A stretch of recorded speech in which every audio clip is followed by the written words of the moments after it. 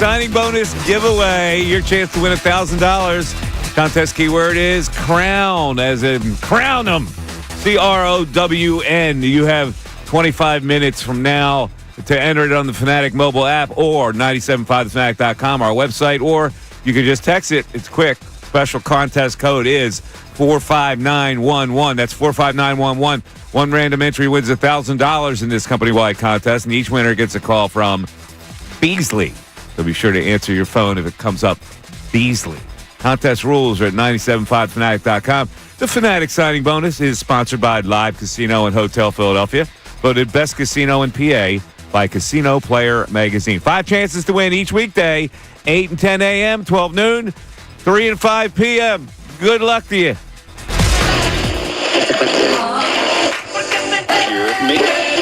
Mike Missanelli. Philadelphia Sports Talk.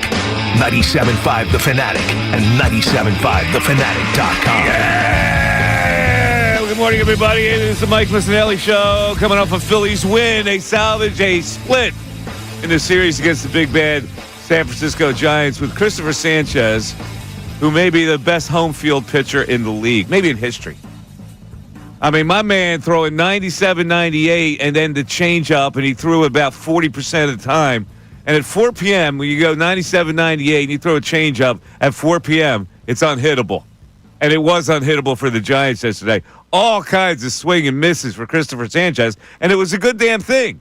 The Phillies piled up some runs in the first inning off of that really he's just crazy, that Jordan Hicks. We'll get into him in a second. 5 hits in the first inning propels them to a 5-1 lead. And then 1 hit the rest of the game. And that was an infield hit. They didn't get a hit out of the infield the rest of the game for the first inning. I don't know whether to celebrate yesterday's win or to lament that they didn't add on to put that game away early. But they do get the win, and Sanchez looks good. He's an all-star, man. He flat out is an all-star. So we'll talk about that. We'll talk about the Sixers today, stay or go. The Flyers, we may have to play taps. The season is finally over. Hockey Horn accompanied by taps a little later in the show for the Flyers and Hockey Bill over here, Blue Line Billy, who's lamenting the fact that he can no longer go to a Flyers game and root the boys on. And then I have all kinds of relationship situations today. There's a woman out there who put down a list of demands for her to be able to go out with a guy. And I think, Bill, you're going to love it. Bill Colarulo's with us. Ray Dunn's with us. Good morning, Bill. Good morning, Mike. Happy Friday. Happy Friday, Raymond. So, yeah, it should be a fun show today. Big win last night for the Phils, but you're right. The first inning, it looks like they're going to be able to just pile on this Hicks. They put up 5 runs, but then, like you said, 1 hit the rest of the game. I don't know whether to be excited because of the outing you saw from Sanchez and then the bullpen going 2 innings and only giving up the 1 run with Alvarado giving up that solo shot, or to be looking at this lineup and saying it really is feast or famine all the time. It seems to be where they have a big inning and then they don't do anything, or they'll have a big game or then they don't do anything. But I was looking up their batting averages with runners in scoring position. I just tweeted this out. Because we're so hyper-focused on the Phillies, as we should be, right? We're a Philadelphia sports talk station. But they're 24th in Major League Baseball. I'm already on the NFL draft. They're 24th in Major League Baseball, hitting 206 with runners in scoring position. You know, the Braves are hitting 184, which is 27th in the league. And the Mets, who are in first place in the NL East, are only hitting 174 with runners in scoring position, which is 29th in all of Major League Baseball. So I know we have issues, but so do these others teams. It's just April. It's April baseball. I'm not worried about the other teams. I got news for you. Well, they got to win the NL East. I'm not worried about the other teams, what they do with the runners in scoring position. I'm worried about the Phillies. I'm worried about their whole dynamic, their offensive dynamic, which really, well, I got news for you. It changed in the first inning yesterday because they put the ball in play. They hit the ball the other way. They handled baseballs that they could have handled instead of overswinging. Kyle Schwarber had that big hit that found a hole. Stott leads off the game going the other way. They used the middle of the field yesterday, which was encouraging. But then they didn't use it the rest of the day. No, it was like 2 different teams. Now, you just mentioned with Christopher Sanchez throwing the change-ups with the shadows and all that. Do we give an excuse to the Phils? You know, do we say, hey, look, they're the hitters fighting the shadows as well? He's good, man. He's, if the sun's out, he's good. If it's a night game, he's good. He's really good, and I watched him all game long. I was at the game yesterday. I like to focus on a delivery. That guy's delivery is really hard to pick up. He's a slinger, and when he gets it up to 98, you're going, oh, man. And the changeup is just unhittable. It just rolls off the table, and you have no chance. You're geared. You have to be geared up for speed. And when he drops a changeup in the area of the strike zone, you have no choice but to swing, and you have no chance. You have no chance at it. It's impossible. But this is why when I try to look at this Phillies team, should we be more encouraged or discouraged by the way the season's gone? And I get the questions with the lineup, but we keep going back to this starting rotation. I mean, now you're going to have Wheeler on the mound today. We're going to have Luzardo on the mound this weekend. You just saw Christopher Sanchez. Now he's leaped into, I was looking at the FanDuel odds for the NL Cy Young this morning. He's got the 6th best odds in all of the National League to win the Cy Young this year. If he keeps this up, he's a real candidate. Listen, they starting with Wheeler, they go good. Sanchez is in my view the second best pitcher on the rotation. In the rotation, good, and third Jesus Luzardo. So far, good. And you have confidence Nola will the other bounce two back. spots. Well, I don't know about that. I mean, Nola to me right now is their 4th best pitcher in the rotation. Think about that for a second. Now, you could look at that as a negative or a positive. I look at it as a positive because I think you'd be hard-pressed to find a 4th guy in rotation that's as good as Aaron Nola. The problem is he's not going to be 4th in the rotation because they like to go righty-lefty. So at best, he'll be 3rd in the rotation if Sanchez gets that number 2 spot. And then you got Jesus Luzardo as your 4th starter. But what we want this year is for them to get over the top in October, right? Mm-hmm. And if you get to October and you have this many options in your starting rotation, gives you a pretty good shot. But how do you stack it? I guess it'll depend on the matchups. Are you ever going to stack it with lefty? Well, I guess it'll depend on the lineup of the team you're playing. But even if what you're saying, they go Wheeler, Sanchez. Yeah, would you come back with Nola or would you trust Luzardo? That's what I'm saying. Do you go lefty? I think it's a good problem to have. It probably is a good problem to have. So, in any event, I also want to talk about the ballpark experience because that was the first time I was there this year. Beautiful day. It was a beautiful day. I hate being behind the screen. Oh, you were behind the net. Well, anything in the first deck is behind the screen. And I realized that my baseball enjoyment is not as grand at the ballpark because of that screen. Now, I know a lot of people don't notice the screen anymore. I do. It's right in front of my face. When did they put it up? When did they put it that long? Because with hockey, I mean, there used to be no net behind the nets, which was just wild. Yeah, and then I think that little girl ended up getting hit. They crank up that net pretty high. And listen, I'm 24 rows back yesterday on the first base side. And you're still looking through them. And the screen just towers still above me. So it makes it difficult. Well, that's you know how a first baseman likes to throw the warm-up ball to the crowd? He's got to crank that thing up in the air to get it over there. Yeah, see, Ray wouldn't know what you were talking about because Ray he was in sitting the Diamond Club yesterday. Yeah, so he doesn't know what you're talking about. But I also want to talk about the concessions because it's the first time I've seen all the new concessions. They've got an abundance of things. Did you do the s'mores quesadilla? No, I didn't do that. That's not my style. The s'mores quesadilla. I go there to get food. I think you got to try it. I want to talk about a little later the concessions, the value of the concessions because a lot of people have more experience than I do because they've been to more ball games. I want you to rate all those places. Now, I walked into the place. I was starving, and the first thing I got was a Mac and Manco pizza. Love Manco pizza. Not at the ballpark. It's like a cracker at the ballpark. It absolutely is. Yeah, I can't do it. And it's at $20 freaking dollars. It's expensive. You wait in the line. I'll save it for the boardwalk. All right. 610-632-0975 is how you get in by text or by telephone. We'll talk some Phil's baseball. We'll play stay or go with the Sixers and maybe the Flyers. And Bill will give a synopsis and wrap-up of your Flyer season coming up in a little later. You ready for that, Bill? That responsibility? You were all excited about Michkov last night, but and it was an L that benefited the Flyers. Perfect We'll night. talk about it after this. Tyrone Johnson, Ricky Vitale, Lana Kelleher. The best show ever. Smart.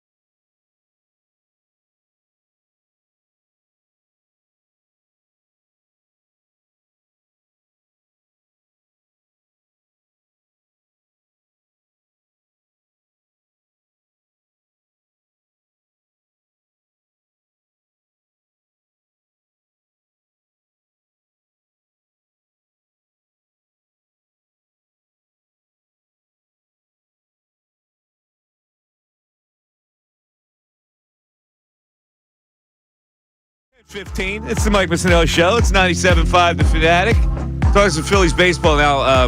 Listen, there was good and there was bad. Trey Turner, who yesterday I said, he's been fine defensively.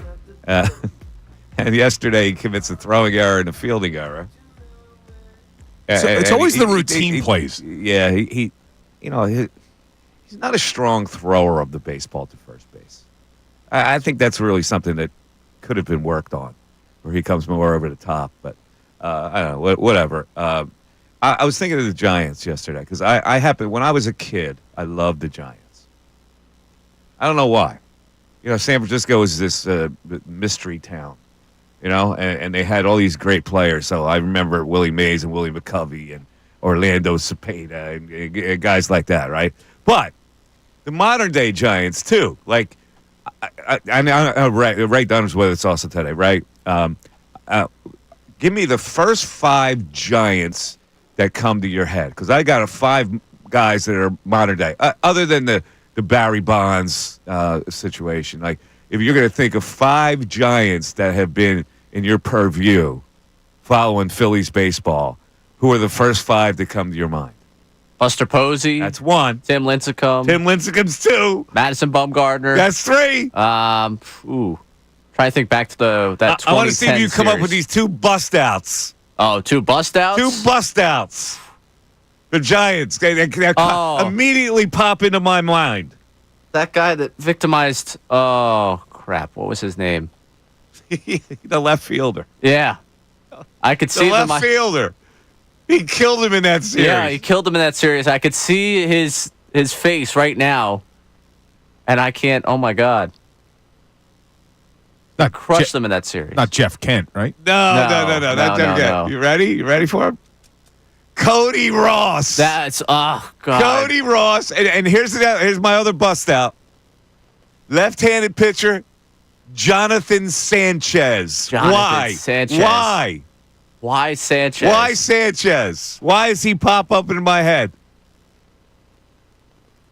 You got to tell me on this All one. right. Yeah, I don't remember either. Jonathan Sanchez hit Chase Utley, and Utley grabbed the baseball and flicked it back at him. That's who was on the mound for that moment. I Yes. was trying to think. I was thinking of that moment. I couldn't remember who the pitcher was. Yes, and Sanchez wasn't on the Jonathan line. Sanchez hits him with a pitch. Utley gets the baseball and flips it hard back at him.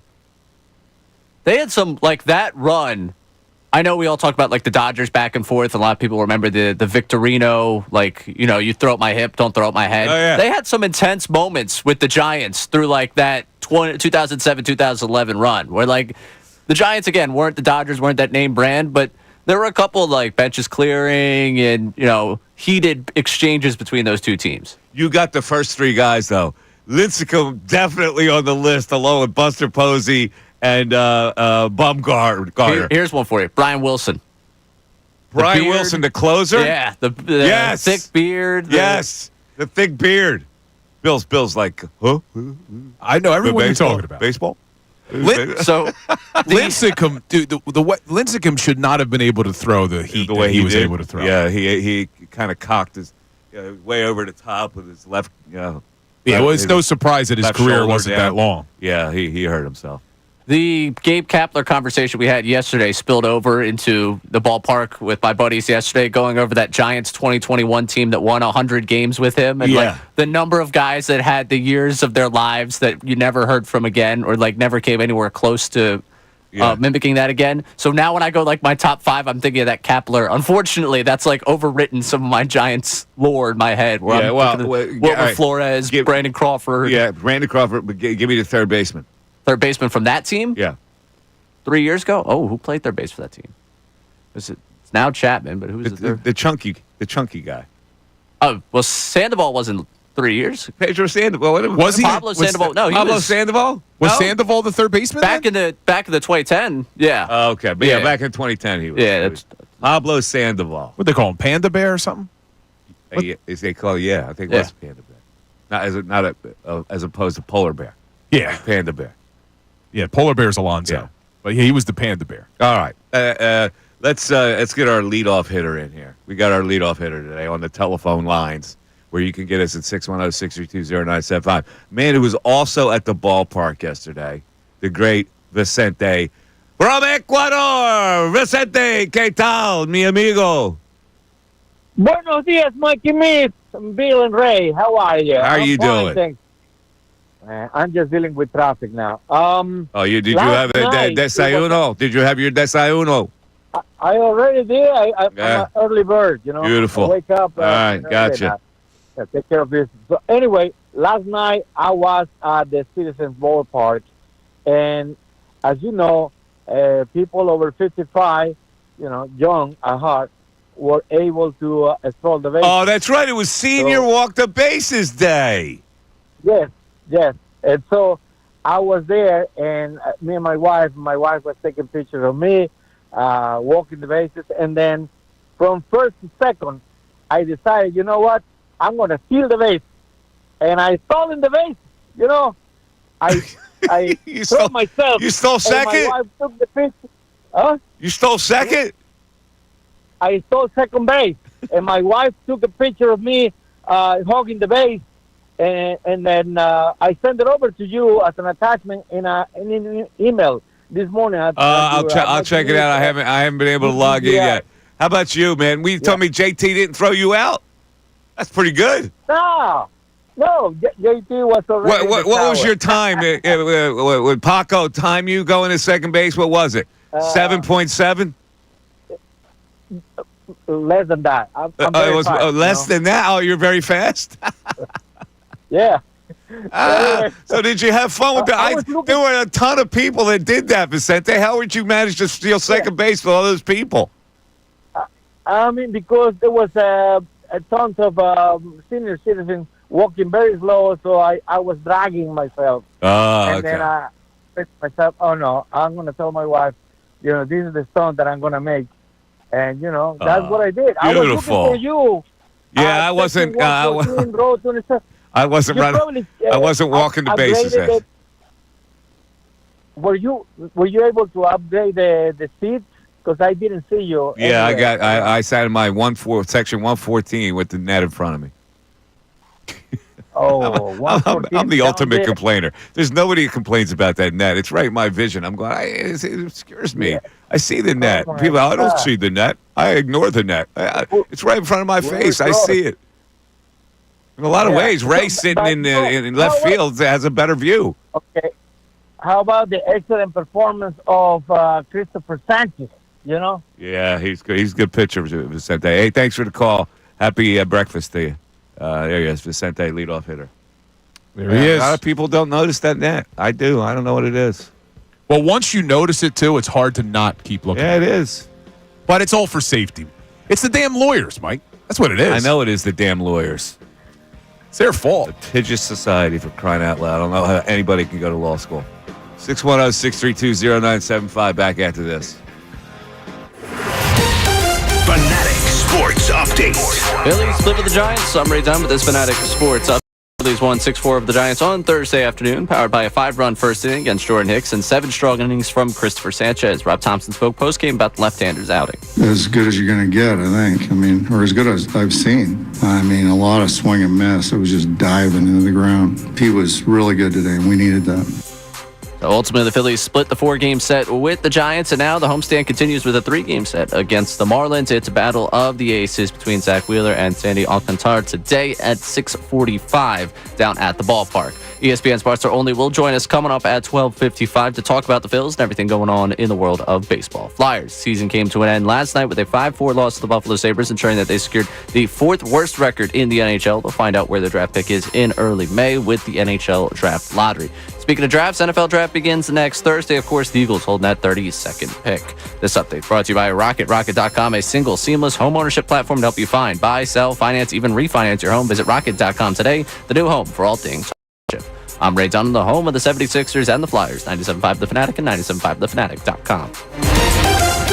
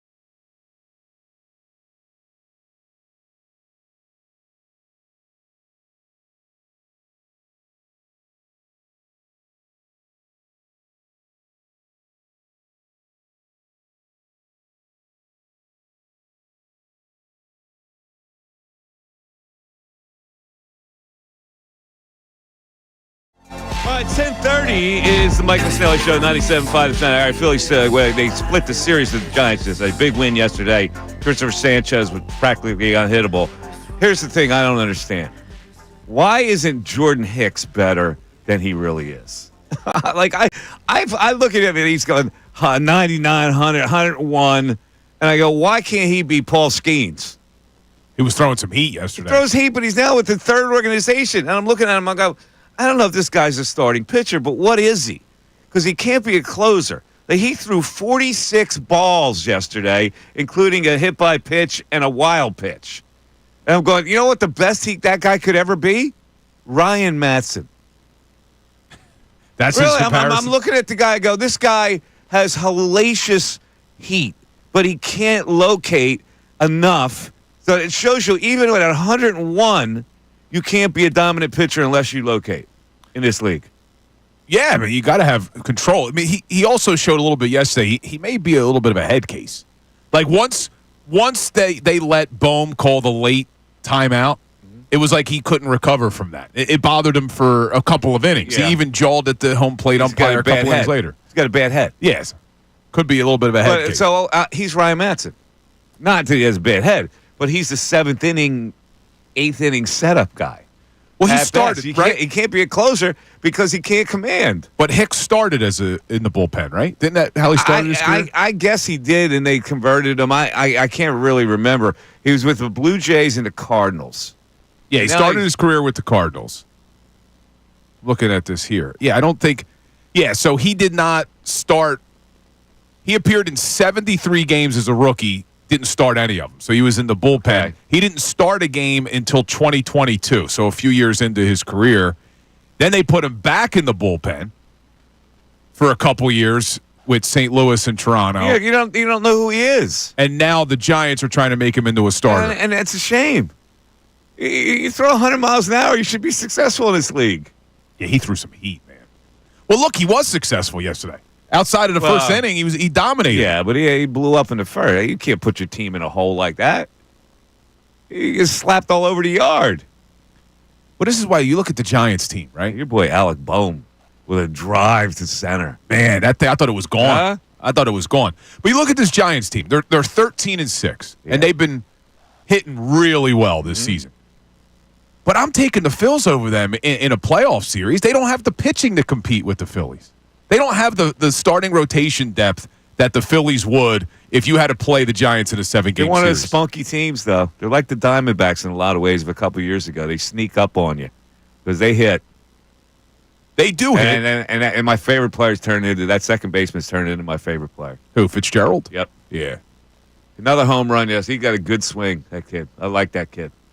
He's a good kid, that kid. Yeah, good kid, that kid. He's got home run power from the 4 position. Hold on. How old is Fitzgerald? Because I got a rule on when you can call him a kid. All right, he's 27, Ray. It's acceptable. You're kidding me, right? It's acceptable, Bohm's Ray. 28. I'm joking, Ray. Ray and I got at it because I was mad that Harper referred to Bohm as a kid early in the season. Yeah, no, he's beyond kid because he's 29. He's beyond kid. He's been a starter for this team for many years. He's no longer a kid. Yeah, you can't call Bohm a kid. Fitzgerald is just a recent starter, so I can call him a kid. There you go.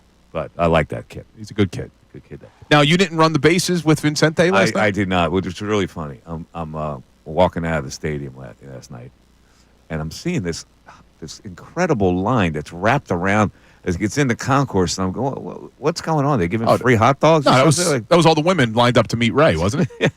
No, there were many guys involved in that line. In fact, there were more guys than women. And I'm going, what is this? And it's me, that's the run the bait. I go, oh, come on, man. Like that was my reaction to that. Now, they were all lined up. Now, should they did it after the game. After the game. So you had to hang around. Yeah, you had to hang around like I thought it was pregame. Like you were waiting for the fireworks, right? You're hanging around and you're waiting for the game. The game's going on forever, but you're staying there to walk the bases? Yeah, I wouldn't. I mean, is that odd? I find that very odd. Now, maybe it's not. It was probably very enjoyable for some. Sports, and I don't look at that as that. Well, you're spoiled. I am. Right? You're spoiled. You're right. You've been close. You've been on the field many times. Uh-huh. For people, if this was their only opportunity, I could see them. So what do? You just walk from home plate around, and that's it? That's what you get?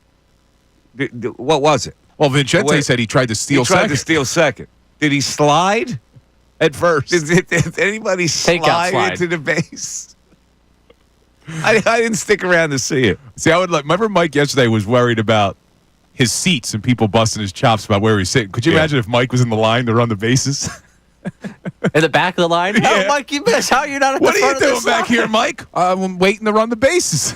So my buddy, I got there a little late, right? So my three buddies were seated already. And the open seat is next to a guy who, well, let's say he was overly large. He spilled out of his seat. So I sit down. He goes, "You're not going to talk about the radio, are you?" I go, "What make you think that?" He goes, "Well, your buddy said if I don't give you any leg room, you're going to talk about me on the radio." That's what your buddy was saying? I said, "Come on, man. What'd you do? You set me up." Yeah. Nice guy. Yeah, he was a nice guy. Anyway, let's take a break. We'll come back. I want to talk about these concessions for a little bit, just quickly. I want to hear what Mikey Miss ate at the ball game. Mikey Miz had the Mac and Manco pizza. Mistake. Yeah. I had it before and it was better.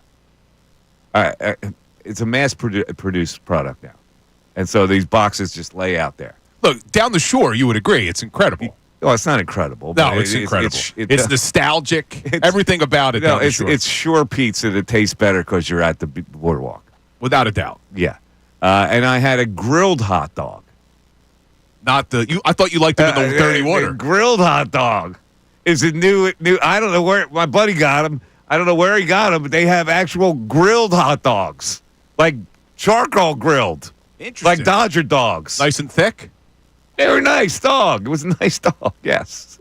Nice fresh potato bun. The rolls. I'm not so They sure. don't go potato bun at the park. I think it was, but it wasn't the freshest. Anyway, 610-632-0975. We got our buddy Mad Elf on the line as well, so hang in. Greg, not happy that Vicente was the leadoff hitter today, I think. He climbed in. Mike Missanelli Show continues. Sixers president of basketball operations.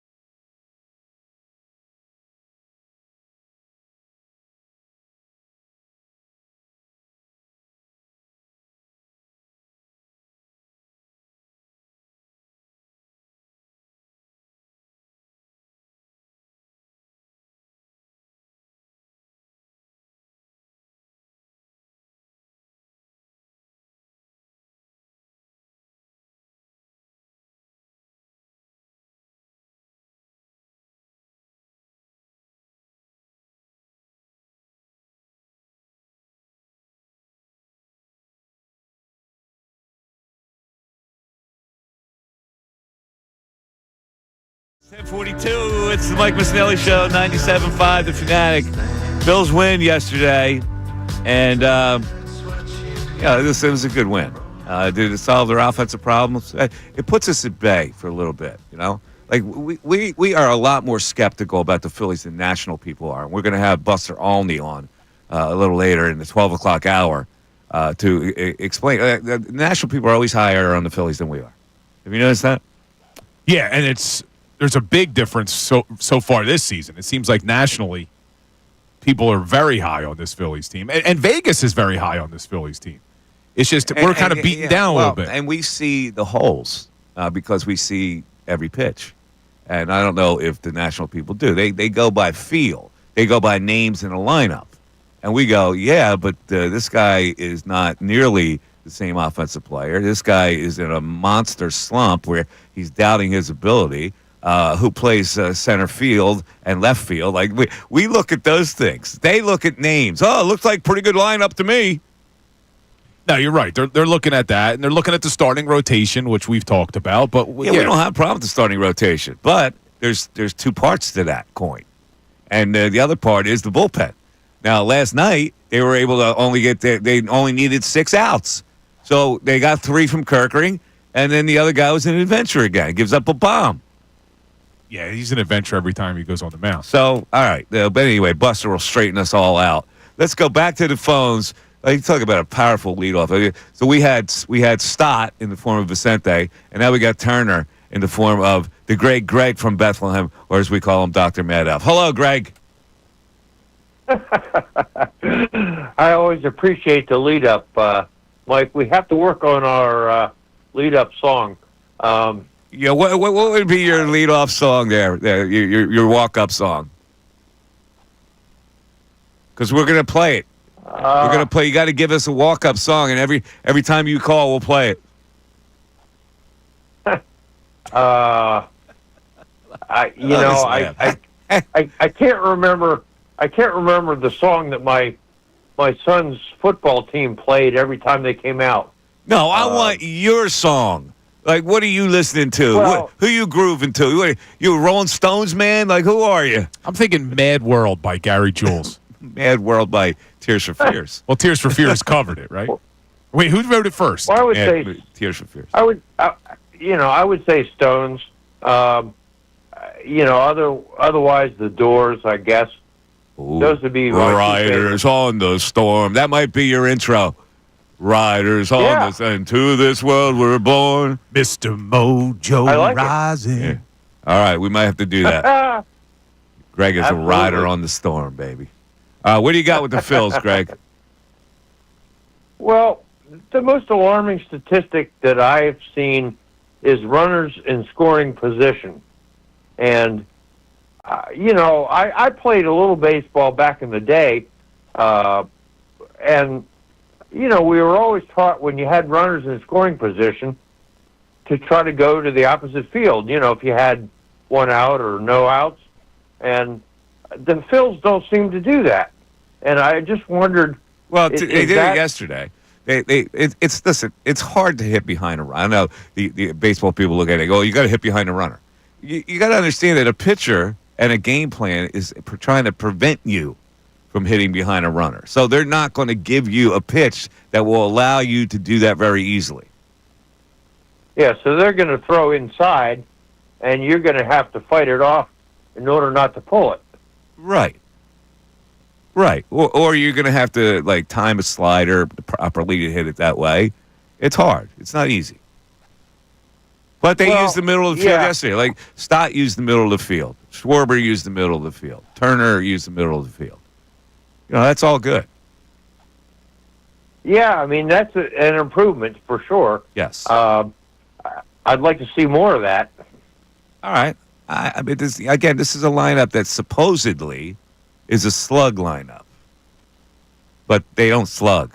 When you look at it, they go, are they sluggers? How many sluggers is in that lineup? You got 2. You got Schwarber. You got Harper. Anybody else slug? They haven't been this year. Is Castellano a slugger? Yeah, he can be. Yeah. Look, they're middle. I'm looking middle of the field guy, more or less. they're not slugging as much as you would expect them to. I mean, what they have? They're 18 home runs this year. I think when the weather warms up, you'll start to see them slug a little bit. They got the key, like Turner used to be. You used to be able to say 20, 25 home runs. You're not seeing it. I'm not seeing him drive the ball. I'm not seeing him drive it. He's a different looking offensive player to me, and maybe it's because he's older. I don't know. Now, let me ask you, because a lot of us were preaching. We wanted to see them change their approach. Kevin Long's got to get in their ear. They got to stop chasing. They got to stop doing what they do. They got to change their approach, and that was a big focus of conversation this offseason. Do you think that's part of the issue this season? Like when are they not slugging because they're making such a concerted effort? Maybe it's possible. I don't. It is possible. But like in Trey Turner's case, like I'm looking at him and I'm going, okay, he's got the way he hits is he's got a loose bat. You know, you look at his hands; it's loose, right? And then he flashes at it. Now, when you get a little older, that flash time decreases a little bit, just a tiny bit. So he's gonna lose his power. He may have to change it a little bit. Yeah, so he'll lose a little bit. We'll see. It is not as the quote unquote Charlie Manuel hitting season. It's not hitting season yet. No, it is. So we got to be a little patient. Yeah. Now Bohm crushed that ball yesterday. I would love to see him concentrate on pulling the ball a little more. Well, I thought I don't want him using the middle of the field. A guy like that. He's 6'5" with leverage. I always said this guy ought to just learn to pull some balls and jack them. And I thought him being in the home run derby last year may have helped him in that regard. Look at that. So did he show off a little jack power? He did. He showed that he could do it. Yes, he did. All right, 610-632-0975. Alec Bohm is 6'5", should be a 25 home run to 30 home run guy. Mike Missanelli Show continues. Fanatic Sports Update. Phillies split with the Giants. I'm Ray Dunn with this Fanatic Sports Update. The Phillies won 6-4 over the Giants on Thursday afternoon, splitting the 4-game set at Citizens Bank Park. The win was powered by a 5-run first inning against Jordan Hicks and 7 strong innings from Christopher Sanchez. Rob Thompson spoke postgame about the left-hander's outing. As good as you're going to get, I think. I mean, or as good as I've seen. I mean, a lot of swing and miss. It was just diving into the ground. He was really good today, and we needed that. Phillies homestand continues with a 3-game set against the Marlins starting tonight. It's the battle of the aces between Zach Wheeler and Sandy Alcantara at 6:45 down at the ballpark. ESPN's Buster Olney will join us later on in the show, coming up at 12:55 to talk about all things going on with the Phillies and the world of baseball. Flyers season came to an end last night with a 5-4 loss to the Buffalo Sabres, ensuring that they secured the fourth worst record in the NHL. They'll find out where their draft pick is in early May with the NHL draft lottery. Speaking of drafts, NFL draft beginning next Thursday, just 6 days away. The Eagles, of course, holding that 32nd pick. This update is brought to you by AAA Car Care. Come to your local AAA Car Care Center this month and buy 3 select tires to get the 4th tire free, plus a free alignment. Restrictions apply. See store for details. I'm Ray Dunn, your home for the best coverage of the Birds 2025 NFL Draft, 97.5 The Fanatic and 97.5thefanatic.com. We want to hear from you.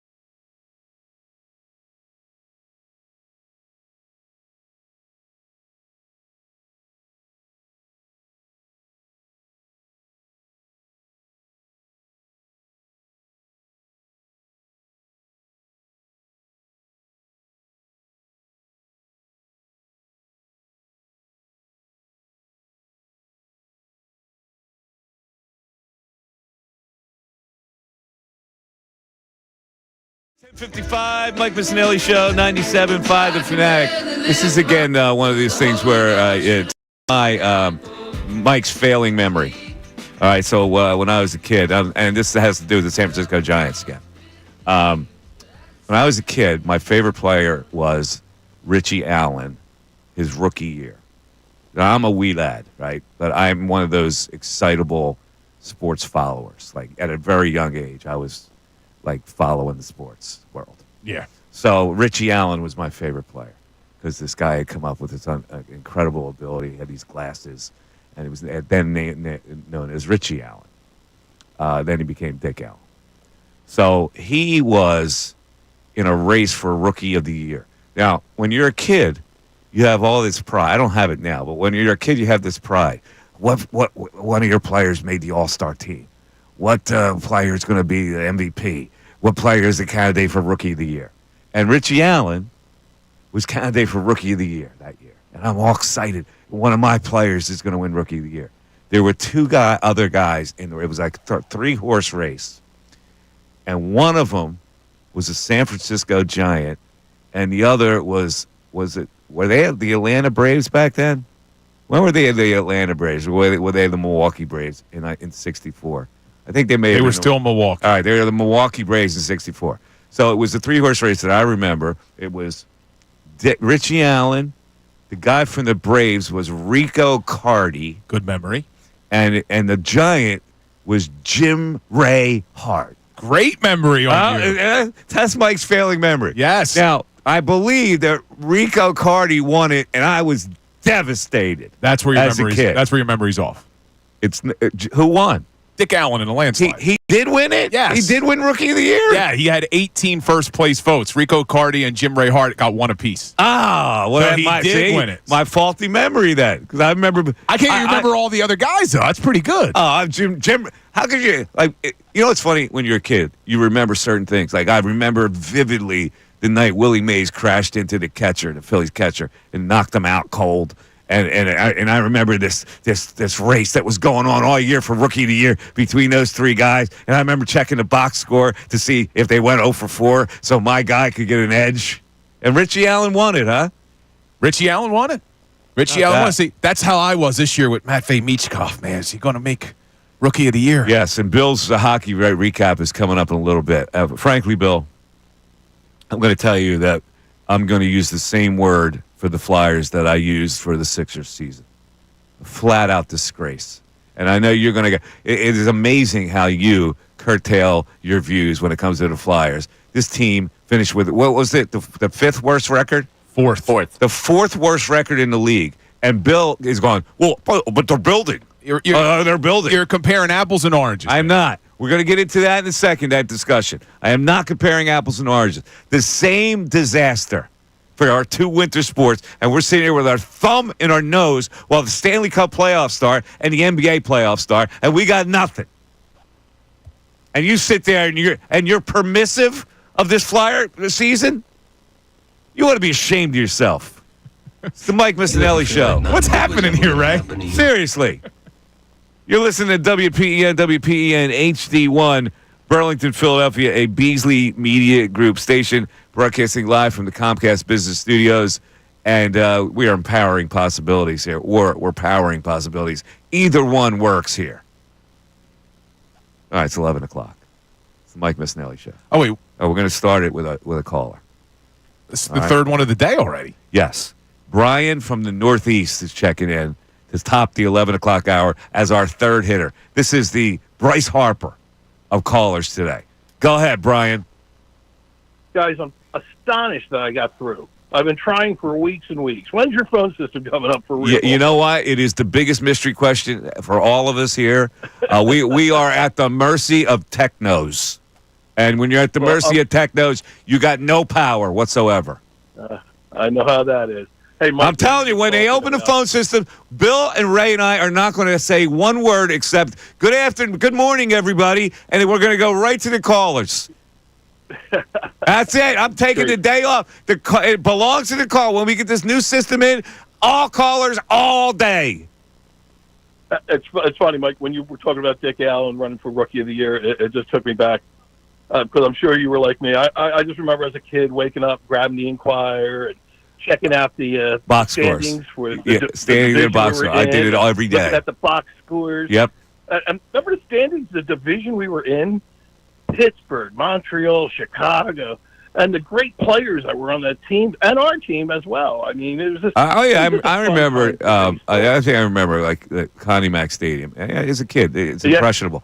Formoso rolls, like all these ads that were on the billboards on the back, and Dick Allen would launch line drives off the center field wall, which is like 450 feet away.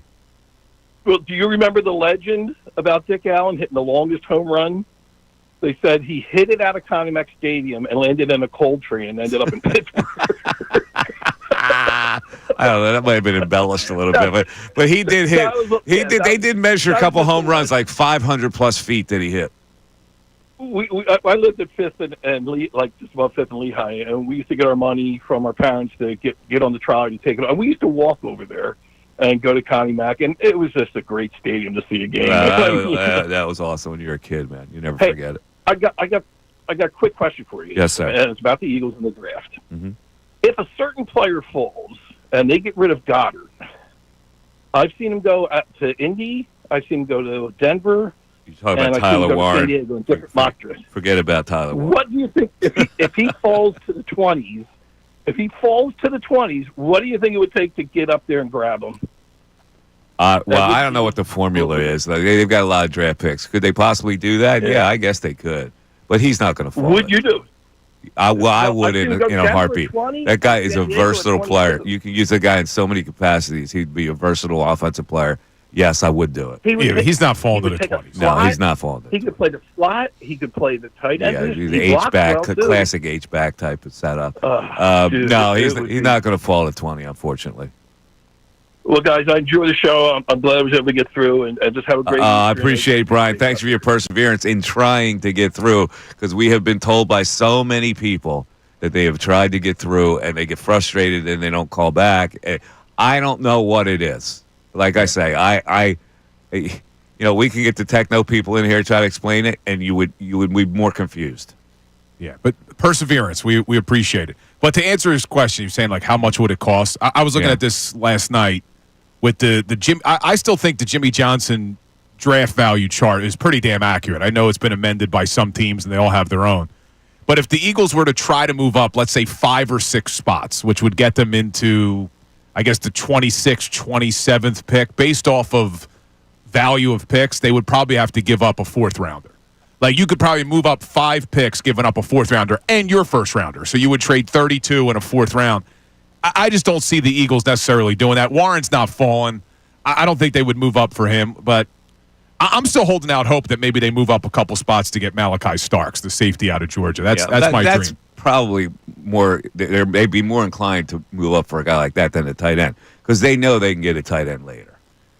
I think they probably could. Now, if you listen to Andrew DeCecco, he also thinks there's some safeties that could be there in the 2nd round to get him also. But you were talking about Rookie of the Year. Let me test your memory now. Go ahead. How many Phillies players have ever won Rookie of the Year in addition to Dick Allen? I know Ray's going to get 2 of them. Ray, when were you born? 2000. Oh, okay. So maybe you wouldn't. I thought you would have gotten the one.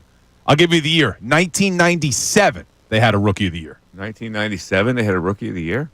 A guy who maybe didn't necessarily want to finish his career here in Philadelphia. Was it Snotty?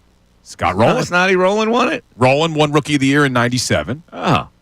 You go back to 1957 for Jack Sanford, but there's another one that Ray better know. Yeah, 2005. There you go, Ray. Come on. 2005? The big piece, baby. Oh, Peace won? Ryan Howard won it in 05. There you go. We haven't had a lot of Rookie of the Years here in Philadelphia, though. I'm looking across the board. You had a Rookie of the Year in the NBA. What was the last Sixer was Rookie of the Year? Your buddy, Ben Simmons. Before him. Michael Carter-Williams. Look at you. You're all over it. And then AI won it, too, right? Didn't AI won Rookie of the Year? AI had to have won. 3 of the great guards in Sixers history right there. There you go. It's like 3 of the 4 in your Mount Rushmore. Wait, did the Sixers, the year after Michael Carter-Williams won it, they traded him, right? Yes. Did he play 2 years here or just the rookie year? Year and a half. Yeah. He was a surprise. Michael Carter Williams that first year. That's when Magic Johnson compared him to Jason Kidd when they traded him. Yeah. That's another great Magic Johnson What tweet. happened to Michael Carter Williams? Did he lose his fire for the game? He said he went through some like mental health Did he? stuff when he was like on his way out of the league. Yeah. He's doing TV now. Well, I can only Maybe say I TV. played against his father. Yeah. Did you cross him up? Break his ankles a little I don't bit? remember. I got so destroyed in that game. I can't. These college players were running circles around my old ass. Michael Oh, that Carter was Williams. that game that you It was told us the that. pickup Yeah. game with Rick Brunson. Yeah, that's Let's take a break and come back. I want to talk about concessions. How many games have you attended this year, Bill? I have not been to a Phillies Oh, game. you haven't been. this Ray, season Ray's yet. been to how many? 4. And they're 4-0, and he's going again now, today. Ray, can you rank these concessions at all?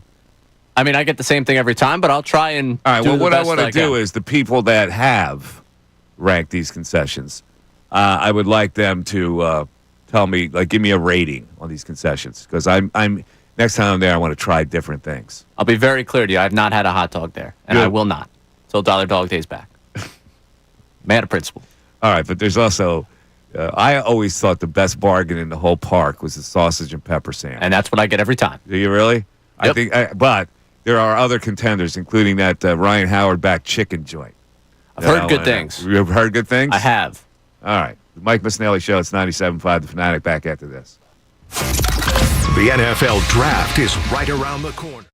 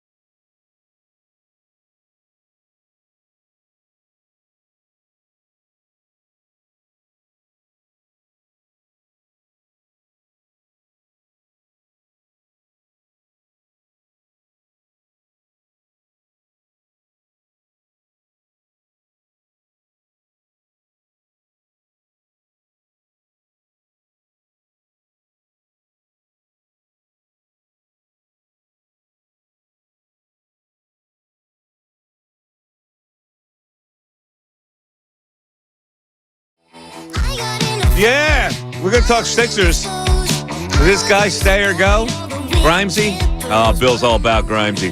I can tell you right now, Bill's saying, keep him, stay. He's Grimes. Damn right you try to keep Q. Oh, yeah, he's cute. He's cute now. I got a quick question before we get to this food thing. All right, so just say you're Tom Hanks. You're stranded on an island, and you just have a volleyball. But you can Wilson, I would name him. You can pray to the gods for one candy to be dropped from Earth onto your lap, along with the volleyball, so you can play volleyball and eat candy. Would it be M&M peanut, Snickers, Kit Kat, Reese's peanut butter cups, or Twix? All right, so I'm maybe overthinking this because I'm not looking at it as what would taste the best. I'm looking at what would give me the most ability to survive since I'm on this island. So you're going protein. Yeah. I mean, Which means you're going right here. I think I may go with the peanut M&M peanut, and I would take the same thing. The most underrated candy ever. I love the M&M peanut. I love the M&M peanut. I am a big fan as well. Ray crinkling his nose at this. No, the M&M peanut is The M&M exceptional peanut is item. solid, and there happened to be a pack out there. So. It's also impossible to just eat one. You're right. Yeah, you got to just keep going. But I said it yesterday when I think Tyrone brought him in, and I said these could be the GOAT of all candies. I believe you're right. It's a solid candy. I was more getting annoyed at the fact that he was taking this as a life-sustaining thing and trying to Of course. be the Well, health guy. I knew. You don't want to survive, right? I was playing right into it. He had to have his protein, so he had to have the peanut in there. I was also thinking that maybe the Snickers for nutritional. I got a fragment of an M&M peanut on my microphone. How disgusting is that? Well, at least All right, right. You put it in order then. You're praying to God. You're Tom Hanks. You got a volleyball. You're hungry. You need a snack. You need a candy. Praying to the gods of candy to drop one down. M&M, Snickers, Kit Kat, Reese's, Twix. What's your order? Kit Kat. Ooh, Kit Kat going one. Not You're not bad. going to be able to survive Not off bad. the Kit Kat, I don't right? care. I want the taste. The Kit Kat is the top Hey, listen. tier. It's a nutritious wafer inside there. Yeah. Kit Kat are meant to be shared. You got no one to share it with. What, are you going to give the other? You're going to break it in half and give it to Wilson? That is the also just. I understand that's the branding. That's the biggest lie we're told. That you share Kit Kat. You're Nobody not shares sharing. the Kit No, Kat. you're absolutely I think right. it tells us a lot about your character, Ray, that you're not willing to share the That's Kit Kat. perfectly fine. If people think that's a character flaw, I'm not sharing my Kit Kat. Yeah. Go get your own. Yeah, break it off and you eat both. You got to Yeah. eat all four. It's savoring it. Yeah. Really, it's only just keeping something else for later. Kit Kat would be fourth on my You're list. going but go That's ahead. an egregious list You're by going you Kit then. Kat. I'm going. The Kit Kat would be 2 on my list. Go ahead. I'm going Twix, peanut M&M, and then the Reese's peanut butter cup. You're dead within a couple days with those selections. I'm not looking You're gonna to survive. I'm looking for taste in You're my going, waiting wait, you're going days. Snickers 5th? Oh yeah, Snickers 5th. Really? Yeah. But see, Tom Hanks, when he turns into an irascible weirdo with the volleyball, it's because he didn't eat a Snickers. That's right. And Those are then great commercials, aren't those? He can turn back into Tom Hanks. You remember the one where he was Betty White, and then he eats in the Snickers, and then the guy with the playing. Those were good commercials. Let me tell you something about the M&M peanut, though. Oh, what do you got? See, I know you're a traditionalist here. Yeah. The Easter spring colored peanut M&Ms are exceptional. You know what I'm talking about? They got like the pastel colored ones. What's the difference? I don't know. They taste different. It's the same candy. They're phenomenal, man. I always looked forward to around Easter time with the pastel M&M peanut. All right. I need some help on this for concessions. There are people that go to the ballpark a lot. All kinds of new concessions. I was blown away. I walked in the left field gate, and I'm passing all kinds of delectable stuff. So what's Kyle's Cutlets? Never heard of it. Kyle's Cutlets, section 142. Give me a rating on this. Chicken cutlet sandwiches feature burrata, crispy fried pepperoni, arugula, and a sweet and spicy but honey drizzle on a roll from New Jersey's beloved bakery, Lissio's. Oh, I would get that. Kyle's Cutlets. Give me a rating on that. How's that working out there at the park? You want us a rating or a caller? No, the call. I've never had that. I need to hear some text board love. 610-632-0975. That's what I need to hear. Kyle's Cutlets. Let's go next. Red Velvet Affogato. Oh, hold on. Kyle's Cutlets, just so you know, before you go on to the next. Huh? It's a new item this year, and it's named after Kyle Schwarber. Oh, so the place is not called Kyle's Cutlets? It says here, Where do you get it? Kyle's Cutlets is a new chicken cutlet sandwich named for Philly slugger Kyle Schwarber, Okay. and it's from Aramark. Okay, so it would be available at any general concession. And a portion of each sandwich sold goes to Schwarber's Neighborhood Heroes mission, supporting those who make it there. Oh, but it says section 142 is right. Yeah, only in the Coca-Cola corner. Oh, So so, only- okay. only out Coca-Cola there. corner. All right, red and velvet affogato. I'm a fan of the affogato. Also, And new I'm a fan of red velvet. that is also new this year. The Yard, section 102. All right, the s'mores quesadilla is in section 142 also. That's the Coca-Cola situation. That I think I would try. Like if All right. I was trying something, I would Now, try. here's what you would try, because it should be Bill's place. Black bean burger from Greens and Greens. There's a Greens and Greens I know there is. kiosk there. My problem with that, I'm not really a vegan vegetarian type of guy. Like I don't want a black bean burger. I'm gonna go regular burger. You are. Yeah, that place doesn't do it for me. But there's always a line there because you have a lot of people Greens and Greens. who are vegetarian. That's correct. All right, you got Bull's Barbecue. It's been there for a while. Kosher Grill. Now, this may be where they got the hot dog. The Kosher Grill, behind section 124. You get the grilled hot dog there, I believe. And that's what you had. Yes. Now, there's also Uncle Charlie's Express behind section 319, where Ray usually sits. Ray, are you aware of Uncle Charlie's Express? I'm aware of its existence. I've not gotten it. All right, the cheesesteak, French fries, chicken tenders, named after World Series champion manager Charlie Manuel. Haven't had it. Oh, how about this one here? Four Walls Irish Coffee Tiramisu. As much as I like coffee, I'm not a tiramisu guy. No, I'm What? not either. I'm not a tiramisu. Not a guy. huge fan of the tiramisu. CP Rankin Club. That you can get that. Oh, that was you where know I what Ray could have was. gotten that yesterday. That's where Ray was yesterday. That's right. You were in the CP Rankin Club, right? You didn't get it? No. I got an Italian sausage sandwich and a beer. Same as I do every time. Oh, you go with this Italian sausage. Yeah. Wait, they had those there, or did you go up to the No, they had them concourse? there. No. Very Because I nice. love that little concourse one where they're cooking them with the onions and the Yeah. peppers and Oh. stuff. That's my go-to there. They had them down there. It was very good. They had All free, or you have to pay? I had a little voucher. Man, The Miller Lite down there, also in a gold can. Felt like I was drinking something Really? very expensive. now how are you going to go from there last night to Section 320 today? I'm not going to be in Section 320 today. Oh, you get hooked up again today? This is a good run to be made. This is like What the an hell's- elite wait. Who's hooking you up here? Well, apparently he was there with the Weather Channel yesterday. Who's hooking you up? What's going on? That's a story I think we could tell. Let's take a break. yeah. We got our computer going kablooey in the back here. Bill's resetting it, the dial. Nice job.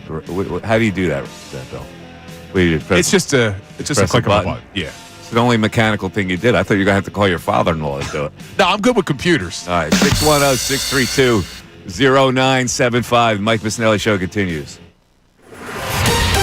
Fanatic Sports Update. Phillies split with the Giants. I'm Ray Dunn with this Fanatic Sports Update. The Phillies won 6-4 over the Giants on Thursday afternoon, splitting the 4-game set. The win was powered by a 5-run first inning against Jordan Hicks and 7 strong innings from Christopher Sanchez on the mound for the Phils. Rob Thompson spoke postgame about the left-hander's outing. As good as you're going to get, I think. I mean, or as good as I've seen.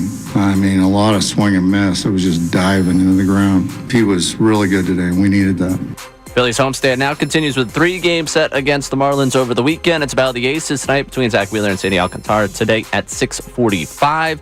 ESPN's Buster Olney will join us coming up at 12:55 to get you set for the weekend. Of course, talk everything going on with the Phillies and the world of baseball. Flyers season came to an end last night with a 5-4 loss to the Buffalo Sabres, ensuring they secured the 4th worst record in the NHL. They'll find out where the draft pick is in early May with the NHL Draft Lottery. And speaking of drafts, NFL Draft 6 days away on next Thursday. Eagles, of course, holding that 36th Wendy's second pick. This update is brought to you by Wendy's $5 Biggie Bag. Wendy's $5 Biggie Bag is the best deal in fast food for a lot of reasons, some of which include a JBC, 4-piece nugs, junior fries, and a small soft drink. The best deal of all time, gotta be Wendy's. U.S. price participation may vary. I'm Ray Dunn, your home for the best coverage of the Birds 2025 NFL Draft, 97.5 The Fanatic and 97.5thefanatic.com. Philadelphia Sports.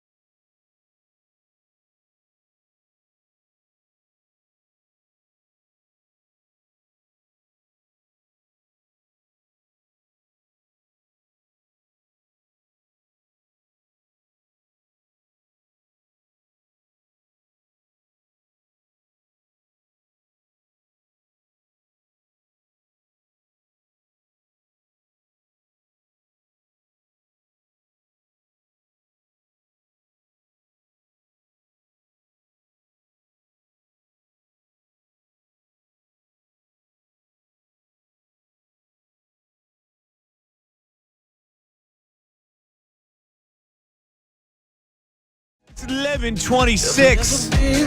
Mike Missanelli Show. 97.5 The Fanatic. I like that vibe. It's a good vibe. Who is that? I selected this, right? Yes, Brittany Howard. Oh, it's Brittany Howard, lead singer of Alabama Shakes.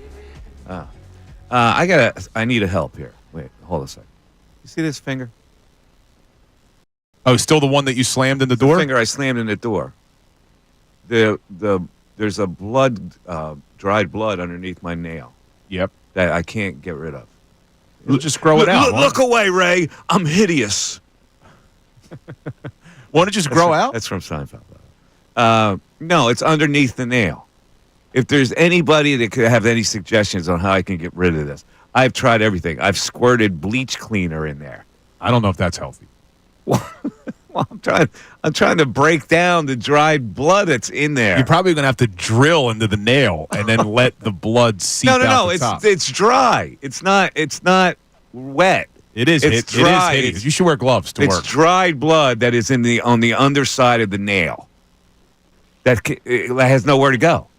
Yeah, you should be wearing gloves. Don't you think, Ray? We shouldn't have to be subjected to that Disgusting. hideousness. Seriously. Terrified. I go. It looks like I stained my nail. Now, that may be hideous, but you're getting a lot of compliments on YouTube with that shirt today. Oh, this is a quality shirt. I got to say, this is a quality shirt. Yeah. And then This someone is called you Nick Castellanos because you got it unbuttoned a couple buttons. I do, but it's got the ticking. You see, it's got the ticking. Look at that ticking. Oh, yeah. Got the ticking on And the inside. yeah, it matches the It's collar. a Robert Graham shirt. Very nice. And you know, Robert Graham puts on a tag on every one of his shirts: knowledge, wisdom, truth, which is frankly what I'm all about. It's true, man. Isn't it true? It's like the perfect shirt. Was that knowledge, custom wisdom, made for you? truth. No, not custom made. It's got the pink buttons. Wait, how many buttons you got undone there? 2. Yeah, I think that's okay. They're calling you Casty. I think Casty would have 3 of them. It's 2 buttons because I wanted to show off the ticking. See, I got the ticking in there. Yeah, no, I don't think it's too many buttons. All right. Ray, too many buttons unbuttoned, or is it perfect? No, I think it's fine. Now, if you went with the backwards hat with that shirt, then I have a problem. See, this is the opposite of Bill. It's loose. I know. We got loose and tight here. I was wearing a large shirt yesterday. A video gets posted on social media, and one of the comments is, "Take off your son's shirt." It's a large. Today, by the way, Andrew Salciunas talking to Bill off air about the fact that he looked like he was going to golf. Bill's like, well, I had to find a short sleeve shirt today. Yeah, it's going to be 70. I'm also representing the Legacy Club today, which is a big announcement. Our draft special next week is going to be at Randall's live at the Legacy Club, which is open to the public, 6 to midnight. You're not going to want to miss that. It's going to be great. For the record, Bill buys his T-shirts at the little boys shop, JCPenney. These are all larges, dude.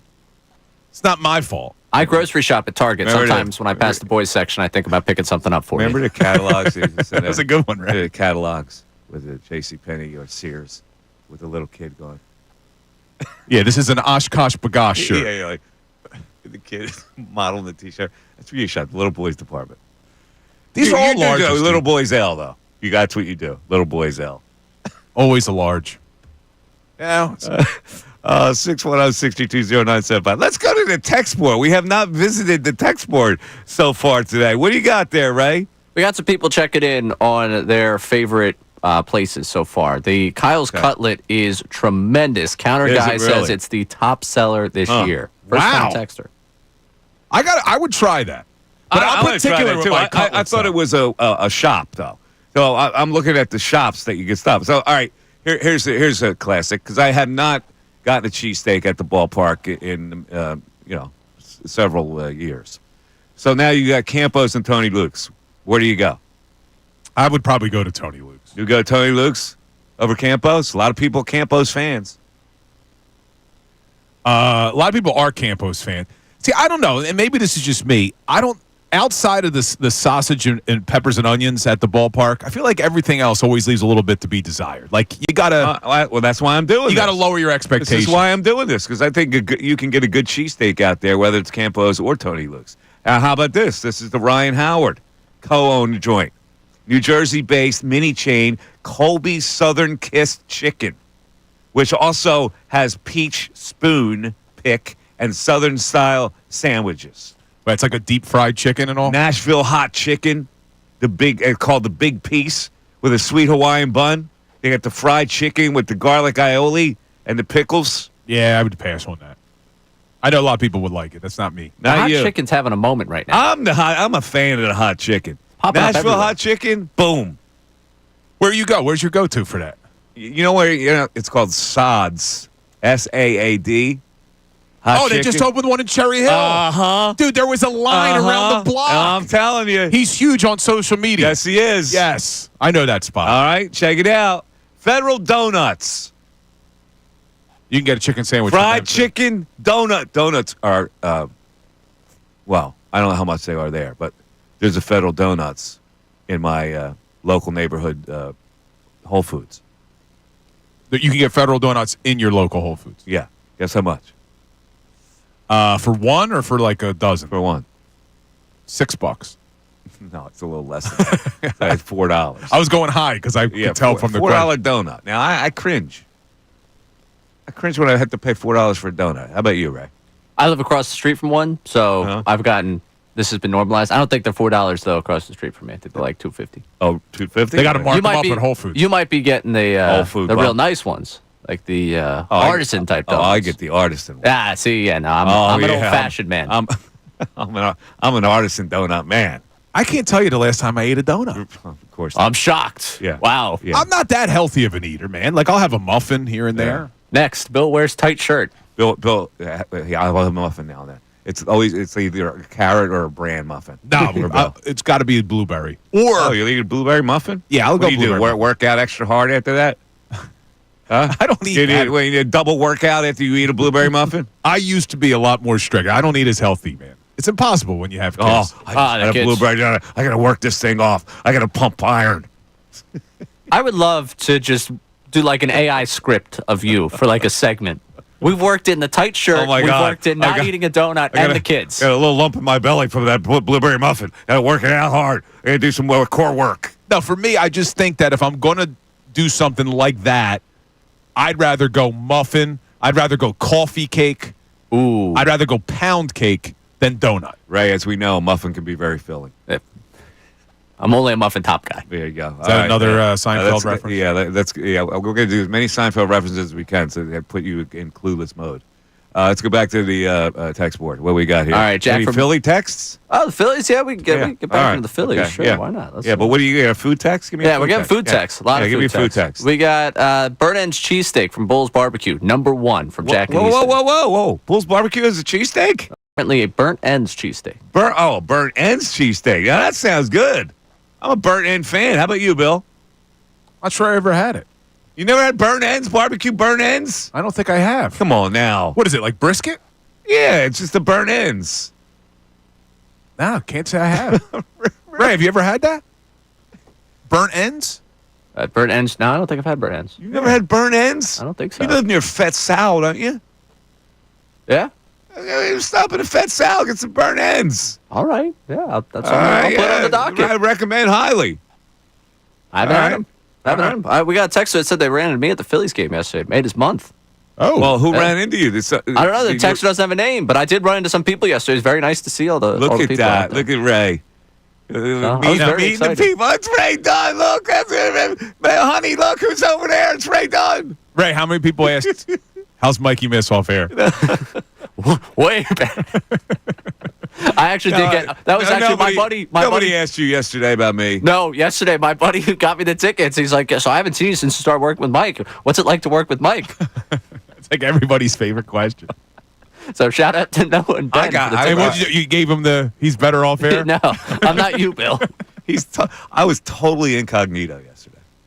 Would you wear the hat and the glasses and everything? I wear glasses. I had the hat pulled down. Totally incognito. One person recognized. Now, the Just- person just one. Were they excited or were they like, oh, there's that Mikey Missanelli? And no, nobody gives me that really in public. Even the haters. Like, the haters are even polite. They're nice. Yeah. Because you're right in front of them. Yeah, Like, they people don't are a wanna lot hate you tougher or anything. behind their keyboard. Yeah. So yeah, I know they're haters. I know they're out there. And I know I'm running into them. But So- they're always nice. Andrew in the YouTube chat said this is how it went down. Hey, Mike, do you know Ray Dunn? Well, now that's where the questions are coming. I'm incognito. Ray's the one getting recognized. That's awesome. Well, you went incognito. There's nothing incognito about me when I'm down in South Philly. I saw Ray tweet yesterday that he was on the subway and he overheard a guy talking funny. about the video. What was the story, Ray? There's a guy sitting on, like, we're about to get off the subway at, like, the end there. Was it NRG now? I never know what they're calling it. Yes. But at the end of the subway. And he was like, it's going to be a nice day, but did you see what it was like earlier this week? He's like, I saw this video of Ashburn Alley with this guy standing with the window. Did you tap him and say, yo, that was me? No. The guy didn't realize who he was I standing would've. next to. I would have. Yeah, that was me. No. You should have said, you mean this video? No, I would never do that. I was next to somebody at a game once, and I heard him telling a story about, hey, did you hear Missanelli today? He said something, blah, blah, blah, blah.